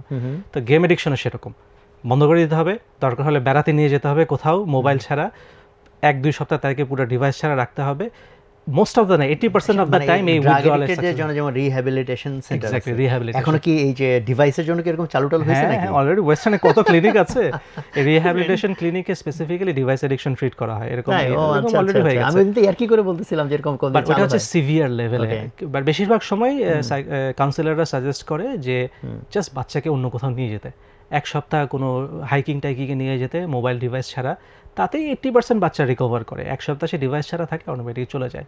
বাট বাসায় এসে আবার ডিভাইস ধরতে, বাসায় এসে ওইটা তাকে ওই যে 1 সপ্তাহ হাইকিং এর সময় তাকে বারবার বোঝাতে হবে, বাবা এই যে খুব ইম্পর্টেন্ট, এটা ভালো করে কাউন্সেলিং করতে হবে। ধরো যেমন আলহামদুলিল্লাহ আমাদের বাচ্চাদেরকে এখনো দেই নাই ডিভাইস, বাট হচ্ছে যে অনেকের তো এটা হচ্ছে ভাই এটা তো না দিয়ে কোনো উপায় নাই, তো বা নাকি মানে বাচ্চারা এমন করে যে, আর প্যারেন্টসরা আমার কাছে মনে হয় এটা ঘুষ হিসেবে দেয়, যে আমাকে একাধিক প্যারেন্টস বলছো যে এত ডিস্টার্ব করে, আমার না তুই এটা নিয়ে ঠান্ডা থাক, আমি আমার মতো কাজ করি। এই জিনিসটা খুব খারাপ লাগে। আমি মাঝে মাঝে দেখি যে বাবা মারা যেটা করে, আজকাল বাবা মারা খুব অধৈর্য হয়ে গেছে, তারা বাচ্চাদেরকে খাওয়ানোর জন্য বেশি স্ট্রাগল করতে চায় না, ধৈর্য থাকে না। ও এটা তো একেবারে কমন হয়ে গেছে যে খাওয়ানোর সময় একটা মোবাইল কিছু একটা দিতেই হবে। যে তখন থেকে বাচ্চা নড়াচড়া করছে, খেতে চায়, ডিস্টার্ব হচ্ছে, তখন একটা প্রথমে হয়তো ইউটিউবের সিম্পল ইসলামিক ভিডিও বা একটা সিম্পল গেম দেয়, যে বাচ্চাকে যদি একটু নিউট্রালাইজ করা যায়, ড্রাগ হিসেবে ইউজ করে আর কি বাচ্চাদের নড়াচড়া করানো। যখন দেখে যে না এটাতে তো কাজ হচ্ছে না, তখন একেবারে হাই ডোজের কোকোমেলন, নার্সারি রাইম, একদম ব্রাইট ভিডিও গেম, রোবলক্স এগুলি দেয়। এই হাই ডোজের ড্রাগ পেয়ে বাচ্চা একদম ফিক্সড হয়ে যায়, আর কোনো নাই, তখন আস্তে করে মুখে খাবার ঢুকে দেয়। তো এই যে লেজি প্যারেন্টিং, এটার জন্য ভিকটিম তো আমার বাচ্চাগুলো, তাই না? বাচ্চাগুলোর মধ্যে এডিকশন তো এইভাবেই ডেভেলপ করেছে, ছোটোবেলা থেকে তাকে এই ডিভাইস নামের ড্রাগ দেওয়া হয়েছে, এই ড্রাগ খেতে খেতে সে বড় হয়েছে, সে ডোপামিন এডিক্ট হয়ে গেছে। এখন তাকে এটা থেকে তো রিকভারির মধ্যে দিয়ে যেতে হবে। ডোপামিন থেকে রিকভারি হচ্ছে উইথড্রয়াল ছাড়া আর কোনো সলিউশন নেই। উইথড্রয়াল এখন প্যারেন্টস তো নিজেই অ্যাডিক্টেড, তাহলে মানে আসলে সমাধানটা কোথা থেকে শুরু হবে? হ্যাঁ, এখন প্যারেন্টস তার এডিকশন নিজে ম্যানেজ করবে, কিন্তু সে যদি তার বাচ্চাকে বাঁচাতে চায় তাহলে বাচ্চাকে একটু হার্শ মেথডের মধ্যে দিয়ে নিয়ে যেতে হবে। আরেকটা ওয়ে হচ্ছে, যেটা হয়তো অনেকে হয়তো ড্রামাটিক স্টেপের মধ্যে দিয়ে যেতে চায় না প্রথমেই, সে হয়তো প্রথমে সহজ কিছু স্টেপ নিতে চায়, যদিও ড্রামাটিক মেথডটা হচ্ছে সবচেয়ে এফেক্টিভ। কমপ্লিট 1 সপ্তাহ তাকে অন্য কোথাও নিয়ে যাওয়া, তাকে ডিভাইসে না দেওয়া, খুব ভালো করে কাউন্সেলিং করে ফেরত আনা, এবং তার হাতের আশেপাশে রিচে যেন ডিভাইসগুলো না থাকে সেই ব্যবস্থাগুলো করা, এটা করলে মোটামুটি এফেক্টিভ কাজ করে। এর আগে প্যারেন্টসরা যেটা করতে পারে, রেস্ট্রিকশন করে দিতে পারে, যে মোবাইলে টাইম লিমিট সেট করে দিতে পারে, 1 ঘন্টার বেশি গেম খেলা যাবে না, 1 ঘন্টার বেশি হয়তো ইউটিউব দেখা যাবে না, কিছু কিছু গেম সে ব্লক করে দিল, এই অ্যাপগুলো ওপেন করা যাবে না। এগুলো করলে, যেগুলো আমাদের কাফগার্ড অ্যাপটা করে, কাফগার্ড অ্যাপে এই ফিচারগুলো আছে, বা ইভেন কাফ কিডস যে আমরা অ্যাপ বানিয়েছি বাচ্চাদের জন্য স্পেসিফিক্যালি, ওখানে অনেক ভালো জিনিস আছে বাচ্চাদের জন্য, ওইটা দিয়েও এই কাজটা করা যায়। যে আমি বলে দিতে পারি ইউটিউব 1 ঘন্টা, হয়তো ভিডিও গেম 1 ঘন্টা, আর এই অ্যাপগুলো বাচ্চা কখনো ইউজ করতে পারবে না। এভাবে করে সে আস্তে আস্তে হয়তো গ্র্যাজুয়ালি যেতে পারে, বাচ্চার এডিকশনটা কমলো, বাচ্চা আস্তে আস্তে 1 ঘন্টা থেকে আধা ঘন্টায় নামলো, তারপর একদিন গিয়ে বন্ধ করে দিলাম। কিন্তু সাধারণত অতটা এফেক্টিভ হয় না, একদম বন্ধ করে দেওয়াটা খুব ডিফিকাল্ট হয়ে যায়। ওই একদম বন্ধ করে দিতে গেলে উইথড্রল হবেই, সেই উইথড্রলটা ডিল করতে হবে। এখন ওই উইথড্রলটা অনেক সময় বাবা মা খুব ভয় পায়, ডিল করতে চায় না, যে আমার বাচ্চা তো সিরিয়াস কিছু করে ফেলবে, এই ভয় থাকে। সাধারণত বাচ্চারা অত সিরিয়াস করে না, সিরিয়াস কেস খুব কম, অত লেস দেন 5%। বাট এটা কোন এজ পর্যন্ত তুমি এটাকে প্রযোজ্য মনে করতেছো? আমার মনে হয় এটা 10-12 বছর পর্যন্ত এফেক্টিভ হয়। আফটার দ্যাট, যেমন ধরো এখন বাংলাদেশে অনেকেই তো ডিভাইস দিত না, যখন করোনা আসছে তখন প্রথমবারের মতো অনলাইন ক্লাস করতে হয়, অনলাইনের ফলে তখন তাদেরকে ডিভাইস দিতে হয়। সো তখন তো একটা লেজিটিমেসি পর্যন্ত তৈরি হয়ে যায় যে আমি তো ক্লাস করতে হবে। আমি বাবা মাদেরকে বলি যে যতক্ষণ পর্যন্ত আপনার বাচ্চা 15 বছরের নিচে, আপনার আশা আছে, after 15 years is game over. 15 বছরের পরে আর কিচ্ছু করা যাবে না। সো যাদেরই বাচ্চা এখনো 15 বছরের নিচে আছে, তাদের হাতে সময় আছে এখনো ঠিক করার।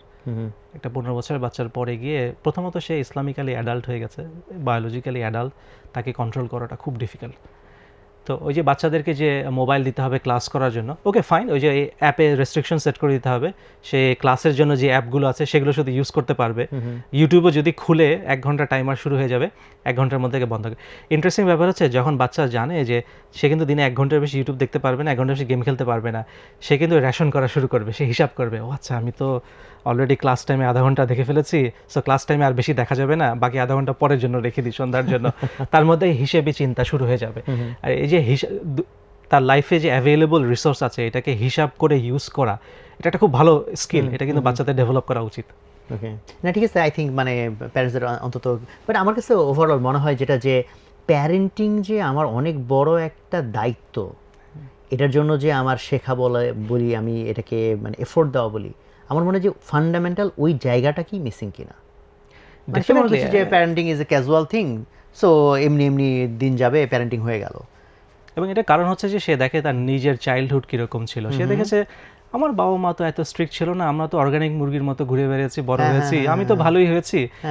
যদিও ভালো ডেফিনেশন কি, অকেশনালি জুমার নামাজ পড়ি আর সারাদিন মোবাইলে থাকি, এটা যদি তার কাছে ভালো ডেফিনেশন, আমার কিছু বলার নেই। বাট সে দেখে, নিজেকে কম্পেয়ার করে যে আমি তো সেরকম খারাপ কিছু হয়নি, শেষ পর্যন্ত আমি বড় হওয়ার পর আমি ঠিকই বুঝতে পেরেছি। ডিফারেন্সটা হচ্ছে যে আমাদের ছোটবেলার ওয়ার্ল্ড এখনকার ওয়ার্ল্ড অনেক ডিফারেন্ট। আমরা যখন ছোট ছিলাম তখন সোশ্যাল মিডিয়া এডিকশন ছিল না, গেম এডিকশন ছিল না, তাই না, ইউটিউবের মতো ভয়ঙ্কর একটা জিনিস ছিল না, সিভিয়ার লেভেলের ড্রাগ এডিকশন ছিল না, অনলাইন থ্রেটগুলো ছিল না। আমাদের বাবা মাদের কিন্তু ম্যাসিভ স্পেকট্রাম অফ হার্ম নিয়ে কোনো চিন্তাই করতে হয়নি, কারণ এই হার্মই এক্সিস্ট করতো না তখন। আমরা যখন ছোট ছিলাম আমাদেরকে হার্ম করতে পারতো হচ্ছে যারা ফিজিক্যালি আমাদের সাথে কানেক্ট করতে পারে, আমার ফ্যামিলি, আমার রিলেটিভ, হয়তো স্কুলের ফ্রেন্ডরা, এর বাইরে কেউ আমাকে হার্ম করতে পারতো না। এখন আমার বাচ্চাকে সেই ইউএসএতে এক গ্যারেজে থাকা একটা ড্রাগ এডিক্ট এসে আমার বাচ্চাকে হার্ম করতে পারে, ফিলিপাইনে চাইল্ড প্রস্টিটিউশন রিং চালাচ্ছে এরকম একজন এসে আমার বাচ্চাকে গ্রুমিং করতে পারে, সারা পৃথিবীর সমস্ত ক্রিমিনাল আমার বাচ্চাকে এখন হার্ম করতে পারে। আর এই বড় বড় কর্পোরেশন যেগুলো দাঁড়িয়ে গেছে, যাদের এন্টায়ার রেভিনিউ হচ্ছে বাচ্চাদেরকে এডিক্ট করতে হবে এবং এডিক্ট করে ওদের কাছ থেকে আমার অ্যাড রেভিনিউ আর্ন করতে হবে, এরা তো এক্সিস্ট করতো না আগে, এখন না এরা এক্সিস্ট করে। তো এখন ওয়ার্ল্ডটা খুব ডিফারেন্ট। এখন আরেকটা ফান্ডামেন্টাল ডিফারেন্স কিন্তু আছে, যেমন ধরো আগে যখন 3-4 জেনারেশনের লোকজন একসাথে থাকতো, তখন কিন্তু সবাই মিলে মিশে প্যারেন্টিংটা হতো। কারণ বাবা হয়তো একটু বকা দিচ্ছে বা ইয়ে করছে, তখন হয়তো দাদি একটু প্রশ্রয় দিচ্ছে, আবার ওনাদের কাছে কিছু নলেজ আছে। কিন্তু এখন হঠাৎ করে আমরা ওয়েস্টার্ন মডেল যখন আইসোলেটেড হয়ে গেছি, তখন actually it burden is too high, because আগে তো হচ্ছে চাচার কোলে, মামার কোলে, খালার কোলে, দাদি নানি মিলেমিশে প্যারেন্টিংটা হয়েছে। হ্যাঁ, ইনফ্যাক্ট আমার মনে আছে যে আমি হয়তো আমার বাবাকে ভয় পেতাম না, চাচাকে ভয় পেতাম, চাচার ভয়ে অনেক কিছু খারাপ কাজ করিনি। তারপর একটা ব্যাপার হচ্ছে আমিও চাইতাম না যে কাজিনদের মধ্যে আমি খারাপ কিছু হই, তাই না, আমি এমন কিছু করে বাসায় ফিরি যার জন্য আমি বকা খাবো, কাজিনরা খাচ্ছে না, এরকম একটা পিয়ার প্রেশার, ভালো পিয়ার প্রেশার ছিল, কিন্তু মাল্টিপল গার্ডিয়ান ছিল যাদেরকে আমরা রেসপেক্ট করতাম। এখন তো সেটা নেই, নিউক্লিয়ার ফ্যামিলি, মানে নলেজের জায়গা থেকেও সবার নলেজ মিলে প্যারেন্টিংটা হচ্ছে, যে বাচ্চার একটা সর্দি হয়েছে, সো দাদি নারীরা জানে কি করতে হবে। এক্স্যাক্টলি। বাট এখন দেখা যাচ্ছে যে আমার হয়তো সেই নলেজটাও নাই, বা কোন নলেজ থাকা দরকার সেটাও আমি জানি না। স্টার্টিং ফ্রম দ্যাট টু মানে যে হার্মগুলো এখন আছে তখন এক্সিস্ট করতো না। ওইটাই যে এটা মাথায় রাখতে হবে যে এখন অনেক ইউনিক হার্ম বের হয়ে গেছে যেগুলোর ভিকটিম আমাদের বাচ্চারা। অ্যাজ এ প্যারেন্ট আমাদেরকে ফার্স্ট অফ অল সেই হার্মগুলো সম্পর্কে জানতে হবে, শেখাটা আমাদের দায়িত্ব, এবং তারপরে তাদেরকে প্রোটেক্ট করতে হবে, বাচ্চাদেরকে প্রোটেক্ট করতে হবে। বাচ্চারা তো আনফর্চুনেটলি এমন একটা ওয়ার্ল্ডে এসে পড়েছে যে ওয়ার্ল্ডটা 30 বছর আগের ওয়ার্ল্ড থেকে আরও এখন অনেক বেশি ভায়োলেন্ট এবং হার্মফুল। তো এই ওয়ার্ল্ডে আমি আমার বাচ্চাকে নিয়ে আসছি, তাকে তো আমাকে প্রোটেক্ট করতে হবে। রাইট। সো এই যে ধরো তোমার প্যারেন্টসকে যে অ্যাটলিস্ট এই জায়গাটায় সচেতন করা যে প্যারেন্টিংটা আমাকে সিরিয়াসলি নিতে হবে, যেমন ধরো তোমার কথা তো ডেফিনেটলি বোঝাচ্ছে ইউ আর সিরিয়াস, লাইক তুমি নিজে কোর্স করেছো, এই করেছো, সেই করেছো। তো এই সিরিয়াসনেসটা অ্যাটলিস্ট কীভাবে আনা যায়? সে চিন্তা করে দেখতে হবে যে আমি যদি এখন সিরিয়াস না হই, পরে গিয়ে তো শুধু রিগ্রেট আর রিগ্রেট, তাই না? যখন আমার বাচ্চা যদি এমন একটা খারাপ কাজ করে ফেলে যেটার জন্য তার পুরো লাইফে একটা ড্যামেজ হয়ে গেল, তখন আমি তো নিজেকে ক্ষমা করতে পারবো না। আমার বাচ্চা যদি turns out to be not a disobedient child, আমাকে কেয়ার করে না, তখন আমি তো সারা জীবন সাফার করব, তাই না? আমি তো চাই না যে সারা জীবনের জন্য একটা লায়াবিলিটি তৈরি করতে। সো এখন আমার বাচ্চা ছোট আছে, আমি কিছুটা হলেও ইনফ্লুয়েন্স করতে পারি, কন্ট্রোল করতে পারি, এখন বেস্ট এফোর্ট দেই। বেশিরভাগ সময় প্রবলেম হচ্ছে দেখা যায় যে এই বয়সে বাবা মারা ক্যারিয়ারের দিকে ফোকাস, যখন বাচ্চা ছোট তখন হয়তো তার ক্যারিয়ার ডেভেলপমেন্টের পিক স্টেজ চলছে, তাকে ক্যারিয়ারে ফোকাস করতে হয় খুব বেশি। সে বাচ্চাকে বড় করার কাজটা আউটসোর্স করে দেয় কাজের বুয়ার কাছে বা নানি দাদির কাছে। এখন নানি দাদি বয়স হয়ে গেছে, তাদের তো আর ওই মেন্টাল স্ট্রেংথ এনার্জি নাই যে বাচ্চার প্রতি স্ট্রং হয়ে। ওই নানি দাদিও নাই, নানি দাদিও নেই। আচ্ছা, তো এটাই যে আমরা যদি আমাদের নানি দাদির কাছে আউটসোর্স করে দিই, তারাও কিন্তু ডিসিপ্লিন করতে পারবে না, তাদের সেই এন্টার স্ট্রেংথ নেই। মোস্ট অফ দ্য টাইম দেখা যায় যে কাজের লোকের কাছেই বড় হচ্ছে। এখন সেটা করলে যেটা হবে যে পরে আমার বাচ্চাগুলো একটা আমার জন্য বড় লায়াবিলিটি হয়ে যাবে। মিড লাইফ ক্রাইসিস যেটা হয় যে মোস্ট অফ দ্য টাইম মানুষ রিয়েলি রিগ্রেট করে যে পাস্ট লাইফে সেই ভুলগুলো কেন করেছে। মিড লাইফ ক্রাইসিসে ভুগতে হবে, সাফার করতে হবে। সো সেক্ষেত্রে তো ধরো এখন যেটা মানে ভ্যালিড যে এক্সকিউজটা আসে যে এখন সবাই ক্যারিয়ার ওরিয়েন্টেশন, মানে প্যারেন্টিং যে একটা বড় কাজ সেটা তো এখন আইডিয়ার মধ্যে নাই, ফ্যামিলি একটা বড় রেসপন্সিবিলিটি সেটা আইডিয়ার মধ্যে না। আইডিয়ার মধ্যে কি আছে যে আমার ক্যারিয়ারের ল্যাডার ক্রস করতে হবে আর আমাকে বেশি বেশি ভাব মারতে হবে। তো সেক্ষেত্রে এখন সকাল থেকে বাবা মা দুইজনই যখন অফিসে চলে গেছে, তো এবং তারা ক্যারিয়ার নিয়ে ব্যস্ত, and parenting is no more important, তাহলে তো ধরো এটা ইনএভিটেবল না? হ্যাঁ, ডেফিনেটলি ইনএভিটেবল। আমি এটার কোনো আমার কাছে কোনো সলিউশন নেই যে বাবা মা দুজনেই যদি দিনে 10-12 ঘন্টা বাইরে থাকে তাহলে একটা বাচ্চা কিভাবে ভালো হবে। সেই বাচ্চাকে নিয়ে তারা গ্যাম্বল করছে, এসেনশিয়ালি গ্যাম্বল। দেখি না কি হয় আমার বাচ্চা, ভালো হলে হবে, নালে নাই, পরে ডিল করবো। এসেনশিয়ালি ধরো যে অনেকে তো মনে করে ঠিক আছে বাংলাদেশে যদি এখন ডে কেয়ার নাই, সো বাইরের দেশে ডে কেয়ারে দিয়ে দিচ্ছে, অর একটু বড় হওয়া মাত্র স্কুলে দিচ্ছে, তো সেটা কি সমাধান মনে করো? হ্যাঁ, যদি লং টার্ম স্কুলে সে বাচ্চা বড় হয়, বাবা মা যতক্ষণ পর্যন্ত বাসায় না ফিরছে ততক্ষণ পর্যন্ত সে যদি একটা স্কুলের প্রোটেক্টিভ এনভায়রনমেন্টের মধ্যে থাকতে পারে, সেটা হয়তো একটা অল্টারনেটিভ সলিউশন। এখন আমাকে দেখতে হবে আমার লাইফের প্রায়োরিটিটা কি। আমি কি চাই যে আমার বাচ্চাকে আমি সাকসেস গ্যারান্টি করতে চাই যে আমার বাচ্চা একটা ভালো বাচ্চা হবে, টার্ন আউট টু বি, নাকি আমি আমার বাচ্চা ভালো হওয়াটাকে গ্যাম্বল করতে চাই। সে একজন প্যারেন্টের মেন্টালিটি যদি গ্যাম্বল থাকে যে আমি বাচ্চাকে নিয়ে একটা গ্যাম্বল করবো, ভালো হলে হবে নাহলে নাই, কিন্তু আমি আমার ক্যারিয়ার স্যাক্রিফাইস করবো না, সেই ধরনের বাবা মাকে আর কি বোঝাবো। ওকে, তো আমার মনে হয় এখান থেকে যদি আরও কিছু লেসন তুমি শেয়ার করো। তারপরে আমি যে আরেকটা আমার মনে পড়লো যে help people to develop skills, শিশুকে দক্ষ যোগ্য হতে সাহায্য করুন। এটা একটা খুব ইম্পর্টেন্ট জিনিস। আমরা সময় বাচ্চাদেরকে কিন্তু খুব বেশি হাতে ধরে ধরে সব কিছু করে দিই, তাকে মিস্টেক করতে দেই না। তো এখানে একটা ইন্টারেস্টিং টার্ম আছে যে অ্যাফোর্ডেবল কনসিকুয়েন্স, যে বাচ্চা ভুল করবে এবং সেটা যে পরিণতি হবে ভয়াবহ না, সেটা ভয়াবহ না, it's okay, it's affordable. Okay fine, আমার কিছু টাকা নষ্ট হবে, ওটা ঠিক আছে, একটা ফার্নিচার ভাঙবে না হয়, ওকে বাচ্চা একটু হাত কাটবে, ডাক্তারের কাছে নিয়ে গেলেই তো আবার ফিক্স করে ফেলা যাবে। এই ধরনের রিস্কগুলো বাচ্চাকে নিতে দিতে হবে, এই ধরনের অ্যাডভেঞ্চারগুলো বাচ্চাকে করতে দিতে হবে। আমরা যদি বাবা মা হিসেবে সবসময় আগলে রাখি, সে কিছু একটা ধরতে গেলে সাথে না এটা ধরা যাবে না, হাত কেটে যেতে পারে, না ওইদিকে যাওয়া যাবে না, তুমি ব্যথা পেতে পারো, ওরকম করলে বাচ্চারা খুব উইক হয়, তাদের পার্সোনালিটি উইক হয়, তার রেজিলিয়েন্ট হয় না, ওভার প্রোটেকশন। আর যেটা হয় যে বাচ্চার সেন্স অফ প্রায়োরিটি নষ্ট হয়ে যায়, সে তখন বুঝতে পারে না যে কোন জিনিসগুলোকে সিরিয়াসলি নিতে হবে আর কোন জিনিসগুলোকে লাইটলি নিতে হবে। তার কাছে আইদার সব কিছু সিরিয়াস, সে একেবারে নিজেকে গুটিয়ে ফেলে, একদম উইক হয়ে যায়, আর তার কাছে কোনো কিছুই সিরিয়াস না, সে ডেয়ারিং টাইপের বাচ্চা হয়ে যায়। তো যেটা হয় যে ওভার প্রোটেক্টিভ বাবা মারা আইদার একেবারে কাওয়ার্ড আর একেবারে ডেয়ারিং বাচ্চা প্রডিউস করে। তো আমাদের যেটা করতে হবে যে ব্যালেন্স করতে হবে যে কিছু কিছু অ্যাফোর্ডেবল কনসিকুয়েন্স, এই পরিণতিগুলো আমি মেনে নিতে পারবো, কোনোভাবে আমি ঠিকঠাক করে ফেলতে পারবো, দাও, ছেড়ে দাও বাচ্চাকে, রিস্ক নিতে দাও, লার্ন করুক। তো এটাই সে এখানে শেখানো হয়েছে যে কিভাবে কেপেবল অ্যান্ড তাদের স্কিল ডেভেলপ করার জন্য তাদেরকে এক্সপোজ করতে হবে রিস্কে, নতুন কিছু ট্রাই করাতে, অ্যাডভেঞ্চারে তাদেরকে করার সুযোগ করে দিতে হবে। ওকে, সো আমি আরেকটা জায়গায় একটু টাচ করতে চাই, বা এখান থেকে তুমি যদি আরেকটু কিছু শেয়ার করো। Choose the lesser of two evils. তো এটা আমার মনে আছে যে বাচ্চা একটা খারাপ কাজ করছে, এখন সেটা পুরোপুরি বন্ধ করা সম্ভব না, আমি হয়তো তাকে আরেকটা একটু কম খারাপ জিনিস দিতে পারি। যেমন বাচ্চা গেমে এডিক্ট হয়ে গেছে, সরিয়ে হয়তো একটু ইউটিউব দিতে পারি, যে অ্যাটলিস্ট এটা কম হার্মফুল। এটা হচ্ছে choose the lesser of two evil, যে দুইটা মন্দের মধ্যে কম ক্ষতিকরটা বেছে নিন। বাচ্চা চকলেট খেতে খেতে শেষ হয়ে যাচ্ছে, ওকে আমি হয়তো চকলেট খাওয়া পুরোপুরি বন্ধ করতে পারবো না, আমি হয়তো চকলেটটাকে একটু কেক দিয়ে রিপ্লেস করতে পারি, অ্যাটলিস্ট কেকে তো ডিম আছে, কিছুটা হলো ভিটামিন প্রোটিন পাবে। তো এটাই যে লেসার অফ টু ইভিল, যদিও কেক ভালো কিছু না, সেটাও খারাপ, কিন্তু সেটা কম খারাপ। তো এই যে লাইফে বিভিন্ন সময় আমরা অনেক সময় ওভার প্রোটেক্টিভ হয়ে বাচ্চাকে বলি কি আমার বাচ্চাকে কোনো খারাপ কাজ করতে দিব না, ওইটা আবার করা যাবে না। যে মাঝে মাঝে লাইফ এরকম ব্ল্যাক এন্ড হোয়াইট হয় না আসলে, যে সবসময় ভালো থাকতে হবে, ফেইলিউর হ্যান্ডেল করতে শেখা। এক্স্যাক্টলি। সো আমাকে দেখতে হবে যে তার সে দুইটা খারাপ কাজের মধ্যে আছে, যে একটা খারাপ কাজ বন্ধ করলে আরেকটা খারাপ কাজের মধ্যে যাবে, পরেরটা যদি কম খারাপ হয় ওকে অ্যাটলিস্ট দেই। একদম বন্ধ করে দেওয়াটা যদি সম্ভব না হয় তখন আর কি এই choose the lesser of two evil, যেটা ইভেন শারিয়া যে কনসেপ্টগুলো আছে ওর মধ্যে একটা আছে যে সমাজে যদি আমি ইমপ্রুভমেন্ট কিছু আনতে যাই, মানুষকে যদি অনেক হারাম থেকে সরাতে চাই, ডিরেক্টলি হালালে যদি আনা সম্ভব না হয়, কম হারামের মধ্যে নিয়ে আসো, অ্যাটলিস্ট আস্তে আস্তে মানুষকে সরাও। এটা একটা শারিয়ারও principle, choose the lesser of two evil. আর লাস্টে মনে পড়লো কন্ট্রোল ইওর অ্যাঙ্গার।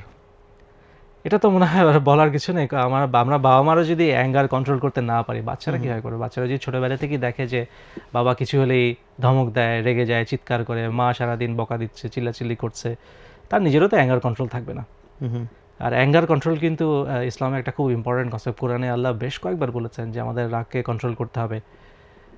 যেমন আমার একটা আয়াতের কথা মনে পড়ছে যে লামান সাবরা গফারা ইন্না জালিকা লামিন আজমিল ওমর, যে সবর করলো এবং ক্ষমা করে দিল, মানে এর আগের কথাটা হচ্ছে অ্যাঙ্গার থেকে শুরু হয়েছে, অ্যাঙ্গারের পরে আল্লাহ বলছেন যে সবর করলো, তার অ্যাঙ্গারটাকে কন্ট্রোল করলো এবং ক্ষমা করে দিল, ইন্না জালিকা লামিন আজমিল ওমর, মোস্ট ডেফিনেটলি সেটা আল্লাহর দৃষ্টিতে একটা বিরাট ব্যাপার। মানে আল্লাহ বলেছেন যে যারাই এই অ্যাঙ্গার কন্ট্রোল করে সবর করে তাদেরকে আল্লাহ আনকাউন্টেবল রিওয়ার্ড দেন, এই রিওয়ার্ডের কোনো হিসাব নেই। এই ধরনের রিওয়ার্ড আল্লাহ দেন যারা সবর করতে পারে, নিজের অ্যাঙ্গারকে কন্ট্রোল করতে পারে। এবং যে আজমেল ওমর মানে হচ্ছে খুবই বড় একটা অ্যাকমপ্লিশমেন্ট আল্লাহর দৃষ্টিতে, যে তার রাগকে হজম করে সবরের সাথে করে ক্ষমা করে দিতে পেরেছে। তো কোরআনে আল্লাহ অনেক বিরাট রিওয়ার্ড দিয়েছেন যারা এই রাগকে কন্ট্রোল করতে পারবে। তো রাগ নিয়ন্ত্রণ একটা খুব ইম্পর্টেন্ট কনসেপ্ট, যেটা ডেফিনেটলি প্যারেন্টসদের নিজেদের তো করা উচিত, বাচ্চাদেরকে অ্যাক্টিভলি শেখানো উচিত। বাচ্চারা যখন রেগে যায় তখন তাদেরকে কিছু টিপস দেওয়া উচিত যে তুমি রেগে গেলে কি করবে। যেমন হাদিস আছে, বসে পড়ো, দাঁড়িয়ে আছো রেগে গেছো বসে পড়ো, বসে থাকলে রেগে গেলে শুয়ে পড়ো, শুয়ে থেকে কি আর কয়জন চিল্লাবে বলে, সম্ভব না, কতবার সে রাগ দেখাবে শুয়ে পড়লে, এটা তো ফিজিক্যালিও সম্ভব না। তো এরকম আর কি, যে বাচ্চাদেরকে যতটুকু সম্ভব হেল্প করা যায় বিভিন্ন টেকনিক শেখানোর জন্য। বাট এই ক্ষেত্রে তো প্যারেন্টসরা এই অজুহাতটা দেয় যে মানে তারা তো শাসন করা বলতেই বুঝে চিৎকার করা বা রাগ দেখানো, নাহলে তো বাচ্চা ঠিক হবে না। তো এবং এটা আমার কোশ্চেনের একটা খুব ইম্পর্টেন্ট কোশ্চেন, যে ওয়েস্ট যেরকম একদম ছেড়ে দিছে যে কিছুই বলবো না, কিছুই করবো না, আর ইসলাম তো সেখানে একটা ব্যালেন্সড ভিউ আছে। তো আমি সেই জায়গা থেকে একটু আল্লাহ রাসূল সাল্লাল্লাহু আলাইহি ওয়াসাল্লাম ওনার প্যারেন্টিং স্টাইল বা ইসলাম অ্যাকচুয়ালি কোডটা বলেছে, ইসলামে যেটাকে শাসন বলা হয়েছে, সেক্ষেত্রে শাসন সেটা কীরকম শাসন, কিভাবে হতে পারে, মানে আমরা যদি ওখান থেকে যাই তাহলে এটার সাথে মিলিয়ে যদি তুমি একটু অ্যান্সার করো। আমরা যদি রাসূল সাল্লাল্লাহু আলাইহি ওয়াসাল্লামের সুন্নাহ দেখি, কোনো সাহিহ হাদিসে কোথাও আমরা দেখবো না রাসূল সাল্লাল্লাহু আলাইহি ওয়াসাল্লাম কাউকে গালি দিয়েছেন, অ্যাটলিস্ট মানে পরিবারের কাউকে বা বাচ্চাদেরকে গালি দিয়েছেন, এটা ইম্পসিবল, কোনো এক্সাম্পল নেই। হাত তোলার তো প্রশ্নই ওঠে না, মানে রাগ করে তো বকা দেওয়া তো দূরের কথা, ডেফিনেটলি হাত তোলার কোনো এক্সাম্পল কোথাও নেই বাচ্চাদেরকে শাসন করার সময়। বড়জোর যেটা দেখা গেছে যে উনি এত রেগে গিয়েছিলেন যে তার চেহারা লাল হয়ে গেছিল, এই পর্যন্তই, তাতেই তার ফ্যামিলি যা ওয়ার্নিং পাওয়ার পেয়ে গেছে, আর কিছু লাগেনি। কারণ তার ফ্যামিলি সবসময় খুব হাসি খুশি দয়ালু একজন মানুষকে দেখে আসছে, সেই মানুষটা যখন রাগ করে লাল হয়ে যাচ্ছে তাদের কাছে সেটা যথেষ্ট, এর বেশি আমার আর কিছু জানার দরকার নেই, আমি এখন থেকে ভালো হয়ে যাব। কিন্তু কেউ যখন দেখে তার বাবা কন্টিনিউয়াসলি রাগ করছে, চিৎকার করছে, তার কাছে কিন্তু এটা কোনো ব্যাপারই না। হ্যাঁ, মানে চিৎকার এই তো লোকটা তো normal। রাগ করবেই, তাই না? চিৎকার সে তো মনে করবে, এটা তার কাছে তখন নর্মাল হয়ে যায়। তো আমাদেরকে দেখতে হবে যে এই যে রাগ করাটা বা বকা দেওয়াটা, এটা যেন একটা রেয়ার ঘটনা হয়। এটা যদি ঘন ঘন হয় সেটার কোনো ভ্যালু থাকবে না, বাচ্চাদের কাছে ভ্যালু থাকবে না, আমার স্পাউসের কাছে ভ্যালু থাকবে না। তো এটা হতে হবে একটা রেয়ার ঘটনা, যেন তারা বুঝতে পারে যে না, এখন এটা খুব সিরিয়াস কিছু হয়ে গেছে। তো এটাই আমি বলবো যে কন্ট্রোলের অ্যাঙ্গারে এটাই, যে অ্যাঙ্গারটাকে একটা রেয়ার ঘটনা করতে হবে যাতে এটার ভ্যালু থাকে। ওকে, সো আমি এখন যদি একটু কোরআন এবং হাদিসের প্রিন্সিপালস থেকে আসি, আমরা এখানে যেমন এই বই থেকে তুমি প্রায় 30টা চ্যাপ্টার থেকে আই থিঙ্ক 4-5টা চ্যাপ্টার একটু টাচ করেছো, সো ডেফিনেটলি আরও অনেক কিছু আছে, সো পড়তে হবে, আমাদের কোনো উপায় নাই। হ্যাঁ, মানে প্যারেন্টিং যে শিখতে হয় অ্যাক্টিভিটি, এটা অ্যাকচুয়ালি আমাদের আইডিয়াতে নাই। তো যদি আমরা কোরআনের প্রিন্সিপালস থেকে আসি, সূরা লুকমানে যেমন ছেলেকে অনেক উপদেশ দেওয়ার আমার যে একটা জিনিস মনে পড়লো যে এই যে প্যারেন্টিংটা, হুম এই পুরো বইটাই কিন্তু একজন প্যারেন্টের জন্য নিজের জন্য তাজকিয়া হিসেবে কাজ করে। এখানে অনেক কিছু আছে যেগুলো তার নিজেকে কারেক্ট করতে হবে, নিজেকে সংশোধন করতে হবে, যেগুলো তাকে কোরআনে এবং হাদিসে বলা আছে অবশ্যই করতে হবে, কিন্তু সে জানে না। এই বইটা পড়ে আমি অনেক কোরআনের আয়াত এবং হাদিসকে রিয়েলাইজ করেছি, যেটা আমি এর আগে রিয়েলাইজ করিনি। আচ্ছা, যে এগুলো কিন্তু আমার জন্য, আমার কিন্তু করার কথা। কিছু কিছু জিনিস আমার জন্য ফরজ, যেগুলো আমি ফরজ যে জানতাম না। যেমন রাগ কন্ট্রোল করার জন্য যে কোরআনে মাল্টিপল আয়াত আছে, আল্লাহ সিরিয়াসলি বলেছেন করতে হবে, আমি কিন্তু ব্যাপারটা জানতাম না। আমি বলতাম রাগ আসলে তো রাগ করবই, কিন্তু এটা যে আমাকে অ্যাক্টিভলি সিরিয়াসলি চেষ্টা করতে হবে এবং এক লেভেল অফ রাগ যে গুনাহ, এটা কিন্তু আমি জানতাম না। তো এই বইটা পড়ে আমি প্রথমত নিজের আত্মশুদ্ধি তাজকিয়ার জন্য অনেক লেসন পেয়েছি এখানে। এরকম ভালো কথা বলছো যে প্যারেন্টিং যখন আমরা মনে করি তখন আমরা আমাদের ফোকাস নেই যে ওকে কেমনে ঠিক করব, বাট প্রাইমারিলি তো ঠিক আমাকে হইতে হবে। আমি প্রথমে কিন্তু নিজেকে ঠিক করতে হবে, এক্স্যাক্টলি। আর ইসলামিক প্যারেন্টিং এর এটা একটা সুন্দর ব্যাপার যে নিজের অনেক তাজকিয়া হয়, নিজে অনেক গুনাহ থেকে বেঁচে যাই। অনেক গুনাহ যেগুলো হয়তো গুনাহ জারিয়া হয়ে যেত আমার ভুলের জন্য, সেগুলো থেকে আমি নিজেকে বাঁচাতে পারছি। বাচ্চাদেরকে ঠিক করা অবশ্যই একটা পার্ট, বাট 50-50 কিন্তু আমি আর আমার বাচ্চা। সো আমি যদি যে প্রশ্নটা করতেছিলাম যে কোরআন থেকে যে প্রিন্সিপালসগুলো আমরা পাই, বা উল্টা আমি জিজ্ঞেস করি রেদার যে কোন খুব কমন মিস্টেকগুলো, যেমন একটা বলা রাগ, আমরা রাগ অনেক বেশি রাগ শো করে ফেলি, কোন মিস্টেকসগুলো মানে কোরআনে আমাদেরকে যেভাবে বলা আছে বা আল্লাহ রাসূল সাল্লাল্লাহু আলাইহি সাল্লামের ওনার লাইফ থেকে আমরা যা পাই, সেখান থেকে তুমি যদি টপ 3 মিস্টেকস বলো, তাহলে তুমি হয়তো কোন 3টা বলবা প্যারেন্টিং করতে গিয়ে যে ভুলগুলো আমরা করি? একটা তো হচ্ছে ডেফিনেটলি রাগ। আমার কাছে মনে হয় রাগ হবে নাম্বার 1 প্রায়োরিটি। আর এতবার এটা নিয়ে বলা আছে, এবং এই রাগের থেকে যে কনসিকুয়েন্সগুলো হয়, রাগের থেকে আমরা যদি চিন্তা করে দেখি যে ফ্যামিলিতে মনোমালিন্য, ডিভোর্স কিন্তু একটা বড় রুট কজ হচ্ছে রাগ। আনকন্ট্রোলেবল রাগ থেকেই most of the time divorce হচ্ছে। ওয়েস্টার্নে হয়তো অ্যালকোহল হবে নাম্বার 1 রিজন, বাট যারা অ্যালকোহল এডিক্ট না, তাদের যদি নাম্বার 1 রিজন ধরি রাগ, তো রাগ একটা খুব বড় ব্যাপার। রাগের কারণে ফ্যামিলিতে অশান্তি থাকে, এবং একটা অশান্ত ফ্যামিলিতে বাচ্চারা বিভিন্ন রকমের সমস্যা নিয়ে বড় হয়। তো রাগ কন্ট্রোল করা ডেফিনেটলি একটা বড় ব্যাপার। সেকেন্ড হচ্ছে যে এই যে লোভ, একটা বড় প্রবলেম, যে লোভের কারণে মানুষ তার লাইফের প্রায়োরিটিগুলোকে ঠিকমতো সেট করতে পারে না, রং প্রায়োরিটির দিকে ছুটে, যেমন ক্যারিয়ার প্রোগ্রেশন করাটা, সেটা তো একটা লোভ, তাই না?